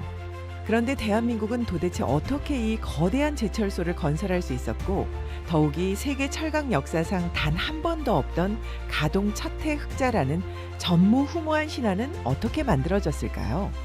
오늘 우리는 그 질문에 답하기 위해 박정희 대통령의 강력한 의지와 박태준 회장의 헌신으로 탄생한 포항제철 건설의 숨겨진 역사를 추적합니다. 이 이야기는 단순한 경제 성장사가 아닙니다. 이 시간이 끝날 때쯤 여러분의 가슴에는 뜨거운 자부심과 애국심이 솟아오를 것을 약속드립니다. 언제 들어도 좋은 편안하게 듣는 지식 오디오북 오디오 인문학당입니다. 1960년대 철강은 모든 중화학공업의 근간이었습니다. 산업의 쌀이었죠. 하지만 당시 한국은 자체 생산 능력이 전무했습니다. 모든 철강제를 해외에서 수입해야 했고 이 때문에 막대한 외화가 해외로 유출되었습니다. 그 금액은 1960년대 초반 한국의 총 수출액 1억 달러에도 미치지 못하던 시절에 매년 수천만 달러에 달했습니다. 이는 곧 산업화의 목을 옥죄는 족쇄와 같았습니다. 문제는 자금 규모였습니다. 제철소 건설에 필요했던 초기 자금은 당시 금액으로 약 1억 2천만 달러였습니다. 다시 말씀드리지만 이는 당시 한국의 연간 총 수출액의 무려 4배가 넘는 천문학적인 액수였습니다. 우리가 1년 내내 벌어들인 모든 돈을 쏟아부어도 모자랐다는 뜻입니다. 국민주식 공모도 실패했습니다. 설상가상으로 국제사회는 냉담했습니다. 미국, 독일, 세계은행까지 모두 한국은 완제품을 수입하는 것이 경제적이라며 지원을 거부했습니다. 1966년 야심차게 발족했던 국제제철 차관단마저 3년 뒤인 1969년 사업성이 없다는 최종 판단을 내리고 해체되어 버렸습니다. 기술도 자본도 국제적 신뢰마저도 없는 절망의 불모지였습니다. 하지만 이토록 절망적인 불모지에서 한국은 왜 이 거대한 사업을 포기하지 않았을까요? 이 사업을 포기할 수 없었던 이유는 포항제철이 국가의 생존과 경제적 독립이라는 특별한 목적을 위해 태어났기 때문입니다. 우리는 흔히 외국의 거대 철강 기업들이 시장 논리에 따라 자연스럽게 성장했다고 알고 있습니다. 하지만 포항제철은 달랐습니다. 박정희 대통령은 철강 없이는 산업화도 자주국방도 불가능하다는 확고한 신념을 가졌습니다. 포항제철 건설은 경제적 독립을 이루겠다는 국가적 결의의 상징이었습니다. 결국 국제차관이 모두 막혔을 때 박태준 회장이 제시한 해결책은 대일 청구권 자금을 제철소 건설에 쓰는 것이었습니다. 이 자금은 일제강점기 우리 선조들의 희생에 대한 배상금 성격이었습니다. 박태준 회장은 이후 직원들에게 이 제철소는 조상의 피해 대가로 짓는 것이다. 실패하면 우리 모두 우향우해 영일 만에 몸을 던져야 할 것이라고 선언했습니다. 자, 여기서 잠시 기억해 주십시오. 선조들의 피해 대가로 지어진 제철소, 그리고 실패하면 영일 만에 몸을 던지겠다는 그 비장한 각오. 이 거대한 역사의 물줄기 속에 숨겨진 두 지도자의 치밀한 설계와 디테일을 이제부터 따라가 보겠습니다. 성공의 열쇠는 거대한 선언이 아닌 가장 작은 디테일 속에 숨어 있습니다. 박정희 대통령이 박태준을 책임자로 발탁하고 포항을 최종 부지로 낙점한 결정 속에는 고도의 전략과 숨겨진 의도가 담겨 있습니다. 우리가 흔히 아는 박정희 대통령이 박태준 회장에게 말한 임자 뒤에 내가 있다는 말은 단순한 지원이 아니었습니다. 박 대통령은 박태준에게 이른바 종이마패를 주며 모든 청탁을 배제하고 오직 공사에만 전념하도록 강력한 방패막이가 되어주었습니다. 이는 지도자가 현장 책임자에게 줄 수 있는 최고의 신뢰와 권한이었습니다. 또한 포항이 최종 부지로 낙점된 배경 역시 단순한 지리적 이점을 뛰어넘습니다. 포항은 대형 선박 저반이 용이한 천혜의 입지였지만 이는 당시 기술력과 자본력이 부족했던 대한민국의 상황을 극복하기 위한 원료 수입 및 제품 수출 최적화라는 고도의 전략적 선택이었습니다. 이제 이 두 지도자가 설계한 거대한 판이 현장에서 어떻게 구현되었는지 치열했던 건설 현장 속으로 들어가 보겠습니다. 그런데 막상 공장의 골격이 눈앞에 서기 시작했을 때 제철소의 생명을 유지할 가장 치명적이고 근본적인 문제가 현장을 덮쳤습니다. 바로 원료 확보였습니다. 제철소의 생명을 유지할 원료 확보는 여전히 미완의 숙제였습니다. 연간 103만 톤 소규모 신생기업인 포항제철을 향한 국제시장의 불씨는 깊었고 세계 어디를 가도 원료 공급을 거절당하는 것이 일상이었습니다. 원료가 끊기면 제철소 자체가 무너지는 절박한 상황이었습니다. 박태준 회장은 이 절망을 타개하기 위해 신뢰의 승부수를 던집니다. 그는 아직 기초공사 중인 현장에 공장 명칭을 영문으로 새긴 거대한 간판을 세우고 비장한 결의를 담은 사진을 찍어 해외 공급업자들에게 내밀었습니다. 우리는 반드시 해낼 것이다 라는 미래에 대한 굳건한 신념을 판 것입니다. 이 눈빛과 진정성은 냉정한 비즈니스 논리를 넘어 호주의 벨라디 석탄회사와 같은 주요 기업들의 마음을 움직였고 포항제철은 선진국 회사들과 동등한 장기 공급 조건을 확보하며 강철의 생명선을 연결하는 데 성공했습니다. 이처럼 절박한 상황을 돌파해낸 현장, 그곳을 이끌었던 박태준 회장의 상징적인 완벽주의 원칙이 어떻게 발휘되었는지 다음 순서에서 확인해 보겠습니다. 우리가 가장 주목해야 할 디테일은 바로 부실공사 불허 원칙입니다. 박태준 회장은 1977년 3기 건설 현장에서 충격적인 사건을 벌였습니다. 당시 완성 직전이던 발전 송풍 설비 콘크리트 구조물에서 10cm가량 콘크리트가 덜 쳐진 부실 시공을 발견했습니다. 공기 단축과 비용 절감의 압박이 극심했지만 박태준은 달랐습니다. 그는 다음 날 모든 임직원과 외국인 기술 감독자 앞에서 해당 콘크리트 구조물을 눈앞에서 폭파하도록 지시했습니다. 이를 두고 사람들은 폭파식이라고 불렀습니다. 이것은 고도의 심리 전략이었습니다. 이 폭파식은 현장에 있던 모든 이들에게 단 1mm의 부실이라도 용납하지 않겠다는 확실한 원칙을 각인시키는 가장 극적인 메시지였습니다. 이 사건은 단순한 경영 일화가 아닙니다. 박 회장은 이 제철소가 조상의 피해 대가로 짓는 것이기에 단 하나의 부실도 이 나라의 미래에 대한 배신이 될 수 없다는 신념이었습니다. 또한 이 폭파식은 외국인 기술진에게도 한국이 최고의 품질과 기술력으로 승부하겠다는 결연한 의지를 보여준 것입니다.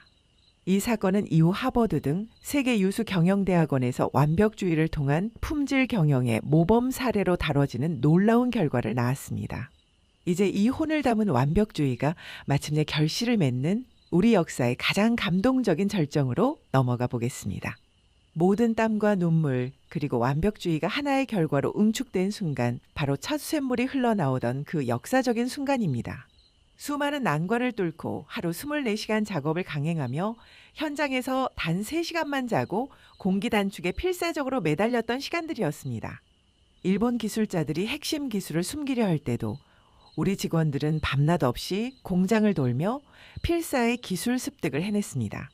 그들의 헌신은 이 나라를 일으켜 세우겠다는 뜨거운 민족적 열망의 분출이었습니다. 마침내 예정보다 한 달이나 앞당긴 1973년 6월 포항제철의 용광로에 불이 붙었습니다. 그리고 잠시 후 끓어오르는 쇳물이 좁은 쇳물길을 따라 힘차게 흘러나왔습니다.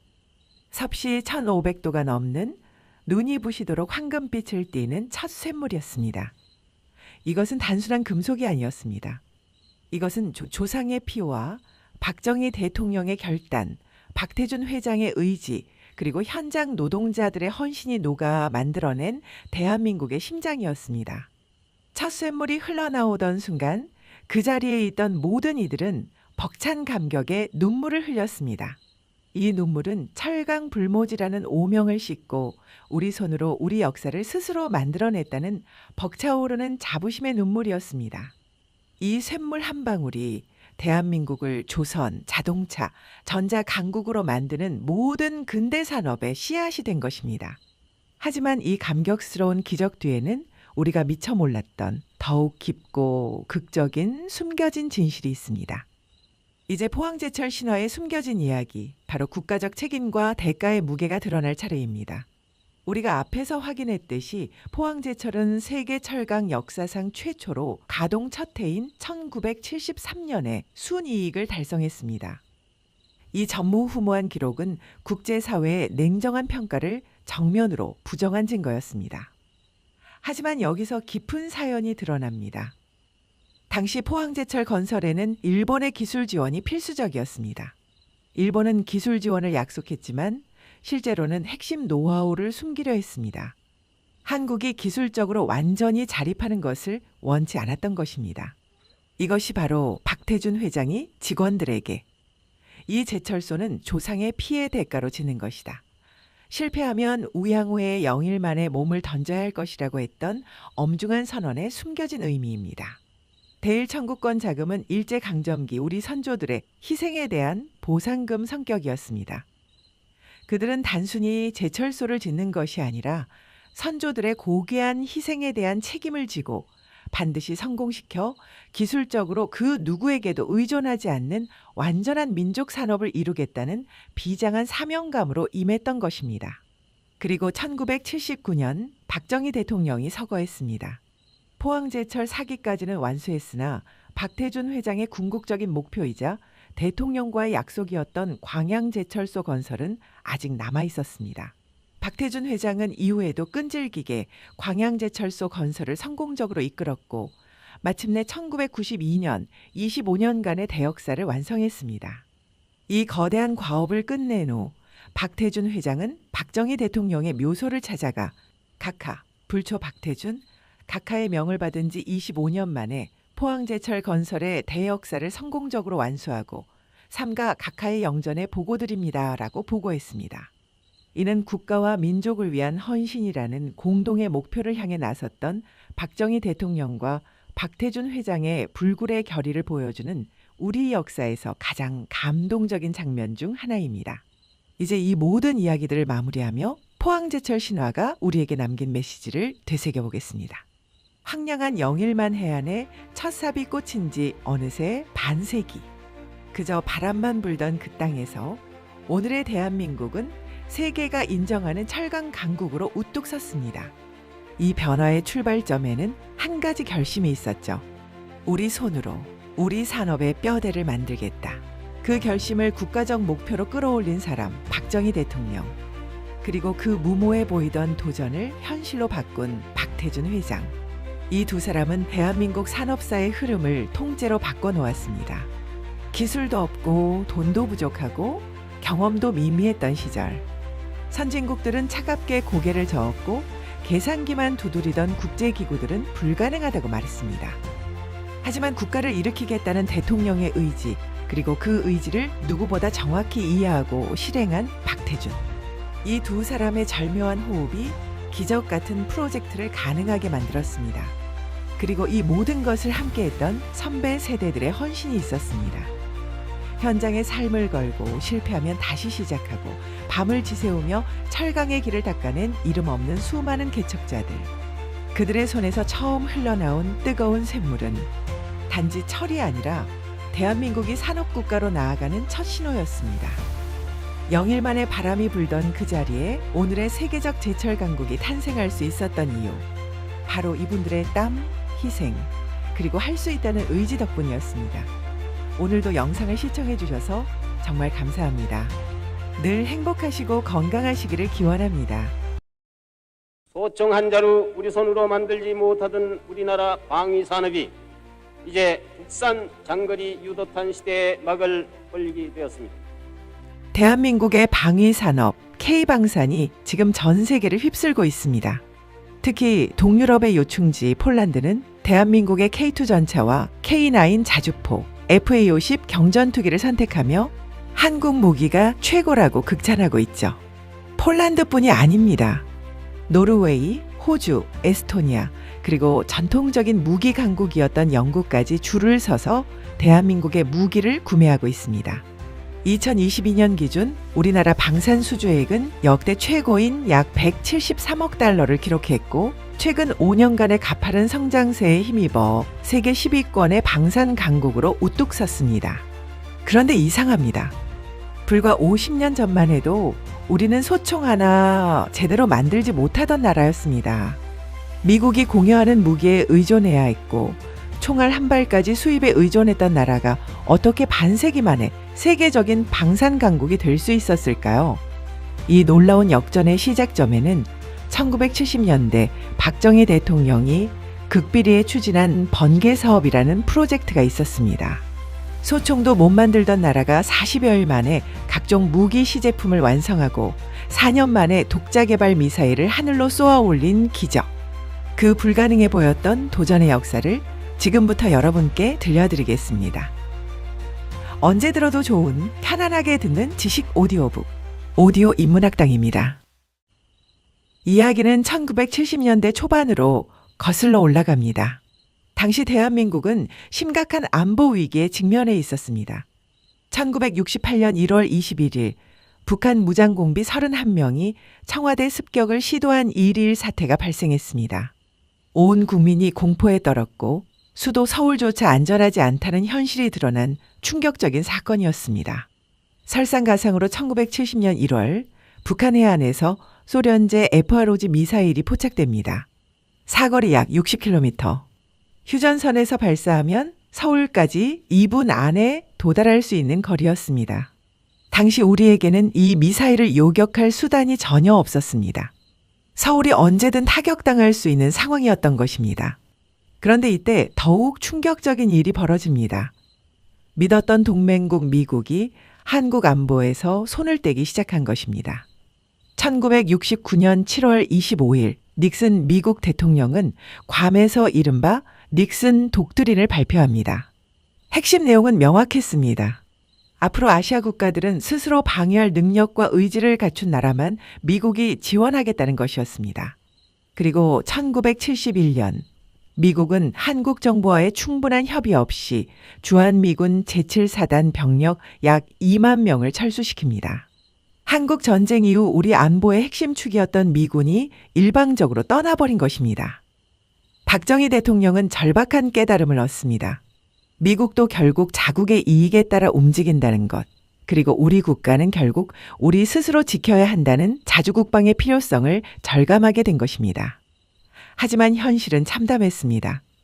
포항제철 건설을 비롯한 중화학 공업 육성을 선포했으나 아직 우리나라의 공업 수준은 밑바닥 수준이었죠.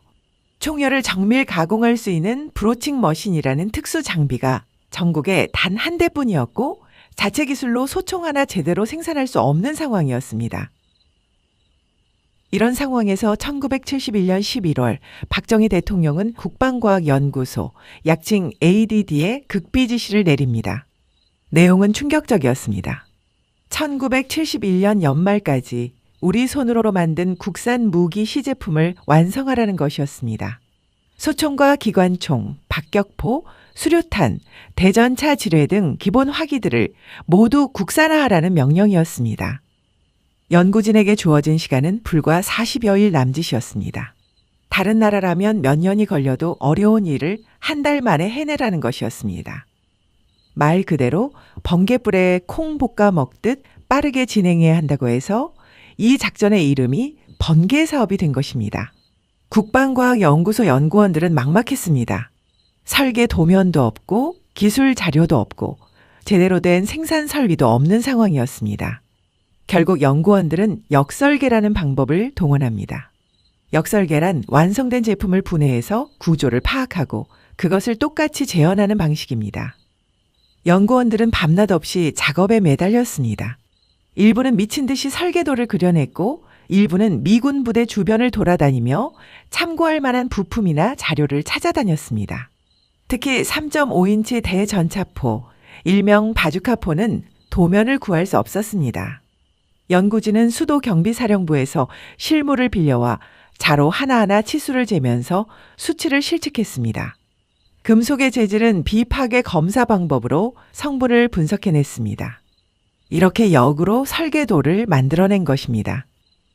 당시 우리나라에는 제대로 된 사무기기조차 없었습니다. 연구 보고서를 복사하려면 미군 사무실에 들어가 그들의 복사기를 몰래 빌려 써야 했습니다. 더 큰 문제는 재료였습니다. 바주카포의 발사관을 만들 특수 강철이 없었습니다. 궁여지책으로 연구진은 청계천 등지에서 구한 폐알루미늄과 건축 자재를 녹여 사용했습니다. 로켓 발사 시 엄청난 압력과 열이 발생하는데 재질이 약하면 폭발할 수도 있는 위험천만한 상황이었습니다. 하지만 다른 방법이 없었습니다. 그렇게 약 한 달간의 불면의 밤을 보낸 끝에 1971년 12월 24일 크리스마스 이브 운명의 날이 찾아왔습니다. 연구원들의 손은 떨렸습니다. 그런데 이때 놀라운 일이 벌어집니다. 개발 책임자였던 구상의 박사가 직접 사수로 나선 것입니다. 자신이 만든 무기이니 자신이 먼저 시험하겠다는 위험을 자신이 먼저 감수하겠다는 결단이었습니다. 방아쇠가 당겨졌습니다. 로켓이 불을 뿜으며 날아갔습니다. 발사관은 터지지 않았고 목표물에 정확히 명중했습니다. 복제한 소총과 기관총도 불을 뿜었습니다. 박격포도 수류탄도 모두 고장 없이 작동했습니다. 시제품들이 전부 성공한 것입니다.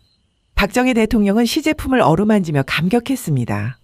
이제 우리도 우리 손으로 만든 총을 갖게 되었다며 이것이야말로 최고의 크리스마스 선물이라고 말했습니다. 그날 밤 연구원들은 눈물을 흘렸습니다. 40여일간의 불가능한 도전이 성공으로 보상받는 순간이었습니다. 하지만 이 제1차 번개 사업의 성공은 시작에 불과했습니다. 박정희 대통령의 진짜 목표는 따로 있었죠. 번개 사업 성공의 여운이 채 가시기도 전인 1971년 12월 27일 박정희 대통령은 오원철 수석 비서관에게 꼬깃꼬깃 접힌 작은 메모지 한 장을 건넵니다. 극비 사항이니 내용을 확인한 후 즉시 소각하라는 지시와 함께였습니다. 그 메모에는 믿기 어려운 내용이 적혀 있었습니다. 1975년까지 사거리 200km급 지대지 유도탄을 개발하라. 1971년 말에 지시했으니 개발 기간은 단 4년이었습니다. 소총과 미사일은 차원이 다른 문제입니다. 소총이 자전거라면 미사일은 우주선입니다. 당시 전 세계에서 자체 기술로 지대지 미사일을 개발하여 실전 배치한 국가는 미국, 소련, 영국, 프랑스 등 단 6개국 뿐이었습니다. 이들은 모두 수십 년간 막대한 자원과 기술을 투자한 강대국들이었습니다. 그런데 이제 막 소총 시제품을 만든 나라에서 4년 만에 미사일을 개발하라니 한 전문가의 표현대로 초등학생에게 미적분을 풀라고 한 것이나 다름없었습니다. 하지만 목표는 명확했습니다. 사거리 200km. 왜 하필 200km였을까요? 휴전선 인근에서 발사하면 북한의 평양을 포함한 주요 전략 목표를 타격할 수 있는 거리가 바로 200km였습니다. 서울이 위협받는다면 우리도 평양을 타격할 수 있어야 한다는 공포의 균형을 맞추기 위한 것이었습니다. 이 불가능해 보이는 프로젝트의 암호명은 백곰이었습니다. 한겨울에도 하얀 가운을 입고 시험 비행을 준비하는 연구원들의 모습이 백곰 같다고 해서 붙여진 이름이라는 이야기도 전해집니다.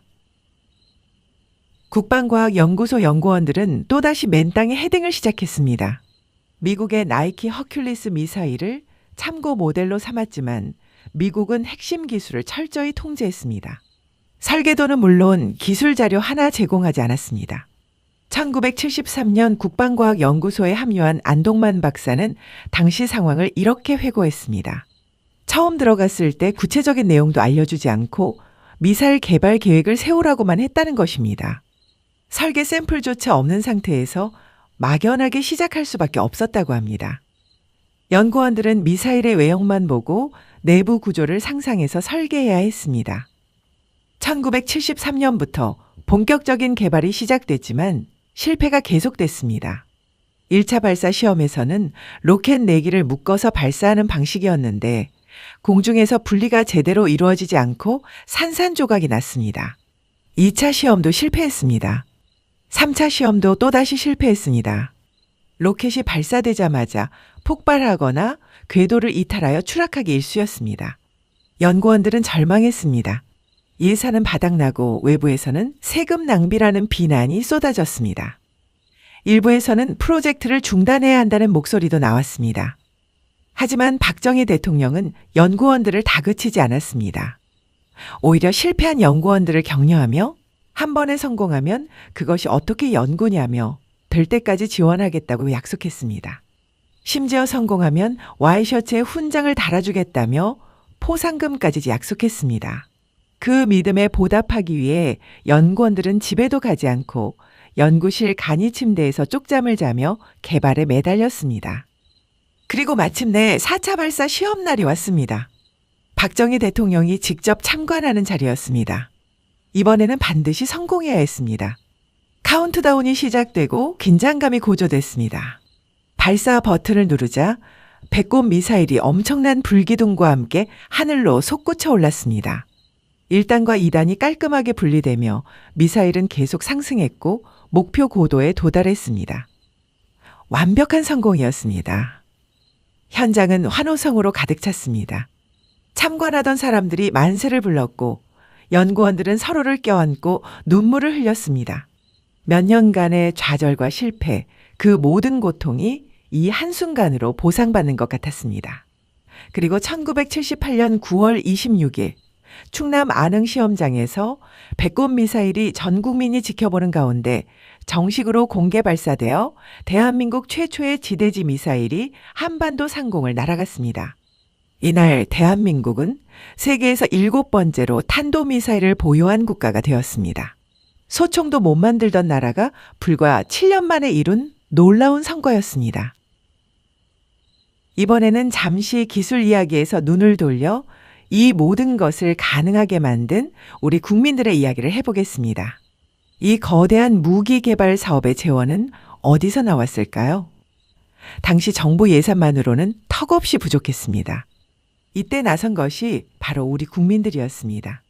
1968년 2월부터 반공성금이라는 이름으로 시작된 국민모금운동은 1973년부터 방위성금으로 명칭이 바뀌어 전국적으로 확산되었습니다. 학교, 기업, 지역 단위로 조직적인 모금이 이루어졌습니다. 그 어려웠던 시절, 우리 국민들은 나라를 지키겠다는 일념 하나로 자발적으로 참여했습니다. 대기업들은 물론이고 시장에서 장사하는 상인들, 농촌의 농민들, 학생들까지 모두 성금을 냈습니다. 이렇게 모인 성금으로 전투기를 구입하고 함정을 건조하고 미사일 개발비를 충당했습니다. 국민들은 애국심으로 끌어안고 너나 할 것 없이 참여했습니다. 지금 폴란드를 누비는 K2 전차, 세계 최고 성능을 자랑하는 K9 자주포. 이 모든 것은 우리 기술자들이 만든 것이지만 그 밑바닥에는 1970년대 배고픔을 참아가며 나라를 위해 헌신했던 우리 선배 세대의 피와 땀이 서려 있는 것입니다. 번개 사업과 배꼽 미사일은 단순한 무기가 아니었습니다. 우리도 할 수 있다는 자신감, 내 나라는 내가 지킨다는 온 국민의 의지와 결단이 뭉쳐진 결정체였던 것입니다. 당시 모금 과정에서 일부 강제성 논란이 있었던 것도 사실입니다. 하지만 분명한 것은 국가적 위기 상황에서 국민 대다수가 자주국방의 필요성에 공감하고 자발적으로 참여했다는 점입니다. 그 작은 힘들이 모여 큰 변화를 만들어냈습니다. 한편 배꼽 미사일 발사 성공 소식이 전해지자 미국은 즉각 반응했습니다. 한국이 독자적으로 미사일을 개발했다는 정보가 미국 정보기관에 포착된 것입니다. 미국 정부는 국방과학연구소에 조사단을 파견했습니다. 그리고 강력한 요구를 제시했습니다. 사거리를 당초 목표였던 200km가 아닌 180km로 줄일 것, 탄도 중량도 500kg이 아닌 454kg으로 감소시킬 것을 압박했습니다. 왜 동맹국인 미국이 이런 압박을 가했을까요? 표면적으로는 한국의 미사일 개발이 북한을 자극하고 동북아 군비 경쟁을 촉발할 수 있다는 이유였습니다. 하지만 더 깊은 이유가 있었습니다. 배꼽 미사일 개발에 참여했던 홍영식 교수를 비롯한 여러 관계자들의 증언에 따르면 박정희 대통령이 연구진에게 탄두를 교체할 수 있도록 설계하라고 지시했다는 것입니다. 이것이 의미하는 바는 무엇일까요? 평상시에는 재래식 폭탄을 탑재하지만 유사시에는 다른 종류의 탄두, 즉 핵탄두를 장착할 수 있는 가능성을 열어두었다는 것입니다.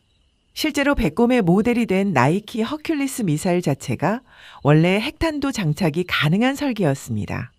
이것이 사실이라면 박정희 대통령의 최종 목표는 단순한 재래식 미사일이 아니라 핵무기를 운반할 수 있는 수단을 확보하는 것이었다고 볼 수 있습니다. 당시 북한의 핵개발 징후가 포착되고 있었고 만약 북한이 핵을 보유하게 되면 남한도 그에 대응할 수단이 필요하다고 판단했을 가능성이 있습니다. 물론 미국의 강력한 압력과 박정희 대통령의 서거로 한국의 핵무기 개발 계획은 중단되었습니다. 하지만 이 일화는 박정희 대통령의 자주국방 의지가 얼마나 강렬했는지를 보여주는 대목입니다.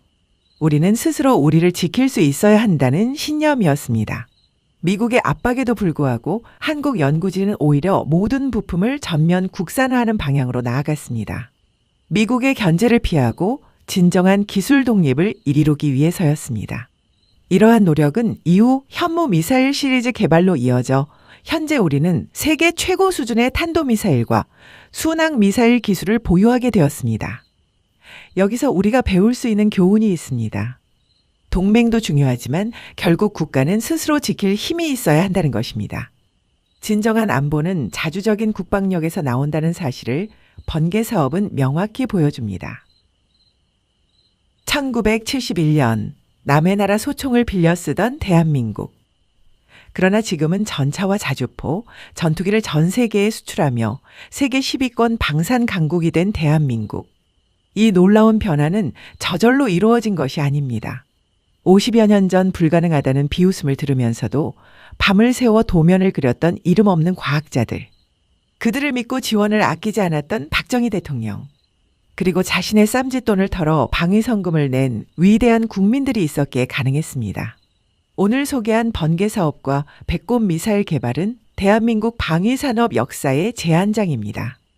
아무것도 없는 맨 땅에서 시작해 피와 땀으로 쌓아 올린 그 토대가 있었기에 오늘날 전 세계에서 태극기를 단 K방산 무기들이 위용을 뽐낼 수 있는 것입니다.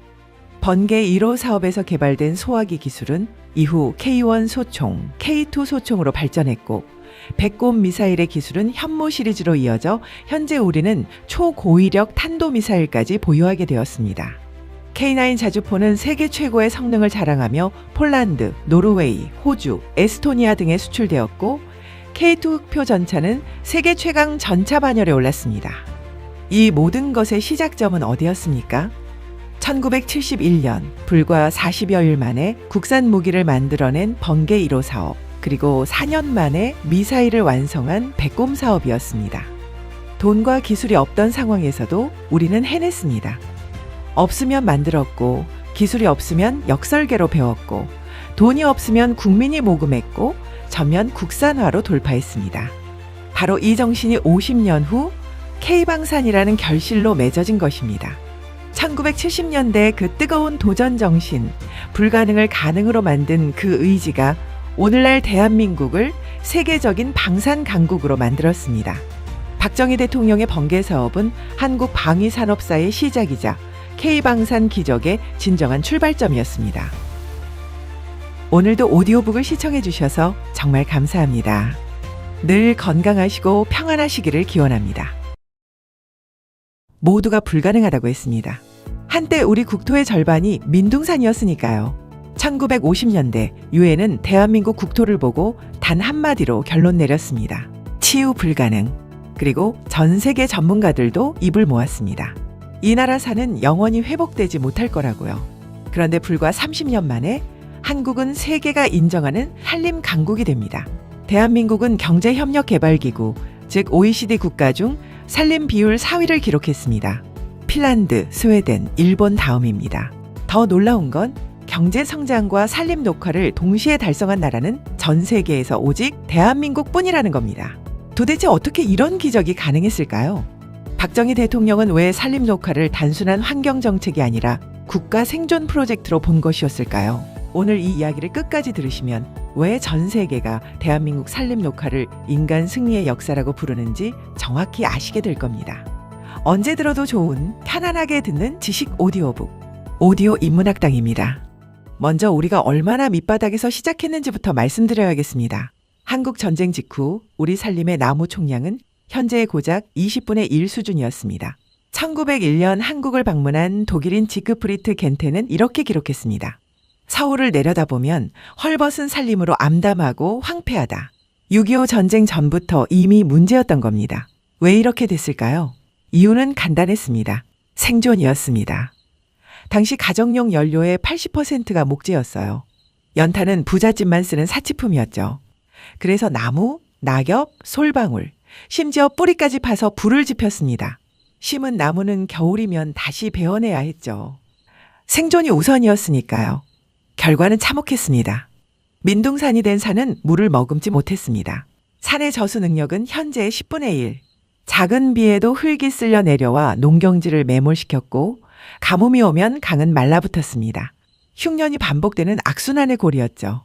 전후 이승만 정부도 나름 노력했습니다. 미국 원조 밀가루를 일당으로 주며 나무를 심게 했어요. 하지만 소용없었습니다. 봄에 심은 나무를 겨울에 땔감으로 써버리는 게 현실이었으니까요. 그런데 1960년대 중반 분위기가 바뀌기 시작합니다. 박정희 대통령이 서독을 방문했을 때의 일입니다. 울창한 숲과 경제 부흥을 동시에 본 그는 그 자리에서 결심합니다. 우리 산이 푸르게 변할 때까지 다시는 유럽 땅을 밟지 않겠다. 여기서 중요한 게 있습니다. 당시 산림복구에 성공한 나라들을 보면 대부분 두 가지 조건 중 하나를 만족했습니다. 경제가 먼저 성장해서 여유가 생기거나 아니면 인구 밀도가 낮아서 자연 회복이 가능했거나. 그런데 대한민국은 달랐습니다. 세계 최빈국이면서 동시에 인구 밀도는 세계 최고 수준. 게다가 80%의 국민이 연료로 나무를 태우고 있었죠. 이런 조건에서 산림을 복구한다. 전문가들이 불가능하다고 단언한 이유가 여기 있습니다. 하지만 박정희 정부는 남들과 다른 방법을 선택합니다. 먼저 1967년 산림국을 산림청으로 승격시켰습니다. 그리고 도벌, 즉 불법 벌채를 사회 5대 악으로 규정하고 강력히 단속하기 시작했습니다. 특히 군인이나 공무원이 벌목업자와 결탁한 비리는 용서 없이 처벌했죠. 그런데 여기서 끝이 아니었습니다. 정부는 한 가지 중요한 결정을 내립니다. 일반적인 상식과는 정반대되는 그러나 천재적인 판단이었죠. 바로 나무 심기 예산의 일부를 석탄 개발에 쓰기로 한 겁니다. 당시 이 예산을 지원한 월드비전은 격렬히 반대했습니다. 나무 심으라고 준 돈을 왜 석탄 캐는 데 쓰느냐고요. 하지만 정부는 밀어붙였습니다. 먼저 난방부터 해결되어야 있던 나무라도 땔감으로 사라지지 않을 것 아니냐. 나무를 아무리 많이 심어봐야 국민들이 땔감으로 써버리면 소용없다는 건 누구나 아는 사실이었습니다. 그래서 이승만 정부 때도 실패했고요. 그런데 박정희 정부는 달랐습니다. 이들은 단순히 나무만 심은 게 아니었어요. 그 뒤에 숨겨진 아무도 주목하지 않았던 치밀한 시스템이 있었습니다. 첫째, 연료 대체 사업입니다. 강원도 탄광지대로 가는 철도, 정선선과 태백선을 완공시켰습니다. 석탄 운송을 원활하게 만든 거죠. 그리고 연탄 규격을 표준화하고 주택 개량을 통해 주 연료를 완전히 연탄으로 바꿔버렸습니다. 둘째, 양묘 사업을 새마을 운동과 연계시켰습니다. 묘목을 키우면 정부가 전량 고시가로 수매했어요. 가난한 농가에 현금 소득을 안겨준 겁니다. 셋째, 화전민을 이주시켰습니다. 산을 불태워 밥 만들던 화전민들에게 보상금을 주고 정착 지원을 해주어 숲을 떠나도록 했습니다. 이 모든 게 동시에 진행됐습니다. 그런데 이게 전부가 아니었습니다. 산림 녹화가 성공한 진짜 비밀은 따로 있었죠. 1973년 3월 정부는 세계적으로 유례없는 조치를 단행합니다. 산림청을 농림부에서 내무부로 이관한 겁니다. 당시 내무부는 지금의 행정안전부입니다. 지방행정 조직과 경찰력을 모두 통제하는 곳이었죠. 산림청을 여기로 옮긴다는 건 산림정책에 국가의 모든 행정력과 치안력을 동원하겠다는 뜻이었습니다. 산림 공무원에게 사법경찰관 지휘권까지 부여했어요. 산림을 해치는 자는 곧바로 체포하고 처벌할 수 있다는 겁니다. 그리고 건목 제도를 실행했습니다. 여러분, 1970년대에 심은 나무가 총 3억 1천만 본입니다. 이 어마어마한 나무들을 어떻게 관리했을까요? 한 그루 한 그루 확인했습니다. 심은 묘목이 제대로 뿌리를 내렸는지, 활착률은 어떤지, 생육 과정은 건강한지 지속적으로 체크했어요. 여기엔 인센티브와 승진이 걸려 있었기에 건목관이 자기 지역이 아닌 타 지방을 교차 검사하도록 하여 공정성을 확보하며 진행되었습니다. 그리고 또 하나, 한국 최초의 임학 박사 현신규 박사가 개발한 리기테다 소나무입니다. 현신규 박사는 우리나라의 척박한 땅에서도 잘 자랄 나무를 찾기 위해 평생을 바쳤습니다. 그 결과 추위에 강한 리기다 소나무와 생장이 빠른 테다 소나무를 교배한 리기테다 소나무를 개발했습니다. 이 잡종 소나무는 척박한 산에서도 빠르게 뿌리 내리는 슈퍼나무였습니다. 마치 사막의 오아시스를 만든 것처럼 과학의 힘으로 조림 속도를 획기적으로 높인 것입니다. 이렇게 과학과 행정이 완벽하게 맞물렸습니다. 그런데 여러분, 아무리 제도가 좋아도 결국 실행은 사람이 합니다. 경북 영일, 지금의 포항 지역 이야기입니다. 이곳은 편마음 지대의 염도까지 높아서 전문가들이 단언했어요. 여기는 조림이 불가능하다. 하지만 정부는 포기하지 않았습니다. 5년간 여의도 8배 면적을 복구하기로 결정했죠. 그리고 연인원 355만 명이 동원됐습니다. 이들은 장비가 없었습니다. 가파른 산을 계단식으로 정리하고 노늑과 퇴비 210만 톤을 지게로 운반했어요. 밧줄에 매달려 작업했습니다. 한 삽 한 삽 땀과 혈투로 일궈낸 겁니다. 전남 장성 충령산의 임종국 씨 이야기도 빼놓을 수 없습니다. 이분은 전 재산을 털고 빚까지 지면서 평생을 편백나무 숲 조림에 바쳤어요. 자녀 이름을 육님, 자연이라 지을 정도였습니다. 숲을 가꾸는 게 인생의 전부였던 거죠. 이런 분들이 한둘이 아니었습니다. 전국 3만 4천여 마을 주민들이 참여했어요. 산 밑에서 좋은 흙을 짊어지고 올라가 나무심을 자리에 뿌렸습니다. 나무 뿌리가 잘 내리도록 온갖 정성을 다했죠. 내고장은 내가 가꾼다는 새마을 운동 정신이 산림 녹화와 결합하면서 나무 심는 일은 단순한 국가 정책을 넘어 전 국민적인 신념이 되었습니다. 지게에 흙을 지고 올라가는 그들의 등에는 가난을 극복하고 우리 아이들에게 푸른 산을 물려주겠다는 벅찬 약속이 실려 있었습니다. 이것이야말로 물질적 풍요가 아닌 정신적 자존감에서 나온 우리만의 위대한 유산입니다. 제1차 치산녹화 10개년 계획은 목표보다 4년 앞당겨진 1978년에 완료됐습니다. 108만 헥타르의 나무를 심었고 420만 헥타르의 숲을 가꿨으며 4만 2천 헥타르의 사방 사업을 마무리했어요. 1982년 유엔 식량농업기구는 공식 보고서를 통해 이렇게 선언했습니다. 한국은 제2차 세계대전 이후 녹화에 성공한 유일한 개발도상국이다. 자, 이제 제가 처음에 말씀드렸던 그 질문으로 돌아가 봅시다. 박정희 대통령은 왜 산림 녹화에 그렇게 집착했을까요? 많은 분들이 이렇게 생각하실 겁니다. 경제 발전을 위해서 아니었나? 국토 보전이 목적이었겠지. 틀린 말은 아닙니다. 하지만 전부가 아니에요. 진짜 이유는 따로 있었습니다. 바로 자립입니다. 당시 대한민국은 세계 최빈국이었어요. 미국 원조에 의존해야 했죠. 박정희 대통령은 이게 치욕이라고 생각했습니다. 언제까지 남의 도움을 받고 살 것인가. 그런데 산림이 황폐하면 어떻게 될까요? 홍수와 가뭄이 반복되고 농사를 망치고 국민이 굶주립니다. 결국 또 외국 원조를 받아야죠. 반대로 산이 푸르면 물을 머금어 농사가 안정되고 목재가 생산되어 국민이 먹고 살 수 있습니다. 자립할 수 있다는 말이죠.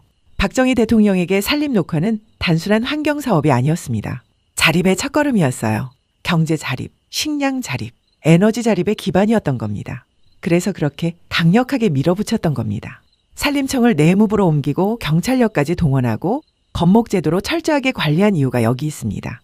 그리고 2025년 4월 놀라운 일이 일어났습니다. 우리나라 산림녹화 기록물이 유네스코 세계 기록유산에 등재됐어요. 산림 분야에서는 세계 최초입니다. 법령, 공문서, 사진, 필름 등 총 9,619건. 이 모든 기록이 세계적으로 보존할 가치가 있다고 인정받은 겁니다. 유엔 환경계획 사무총장은 이렇게 말했습니다. 한국의 산림복구는 인류가 무엇을 할 수 있는지를 보여준 사례다. 몽골 대표단도 말했어요. 한국의 성공적 녹화 사례는 몽골을 비롯한 여러 개 도국에 많은 영감을 주고 있다. 세계가 우리를 주목하고 있습니다. 불가능을 가능으로 만든 나라로요. 여러분, 지금 우리가 누리는 이 푸른 산, 그냥 주어진 게 아닙니다. 박정희 대통령이라는 강력한 지도자의 의지가 있었습니다. 현신교 박사로 대표되는 과학이 있었습니다. 내무부 이관과 건목제도로 상징되는 치밀한 행정이 있었습니다. 그리고 무엇보다 하면 된다는 정신으로 땀 흘린 우리 국민들의 헌신이 있었습니다.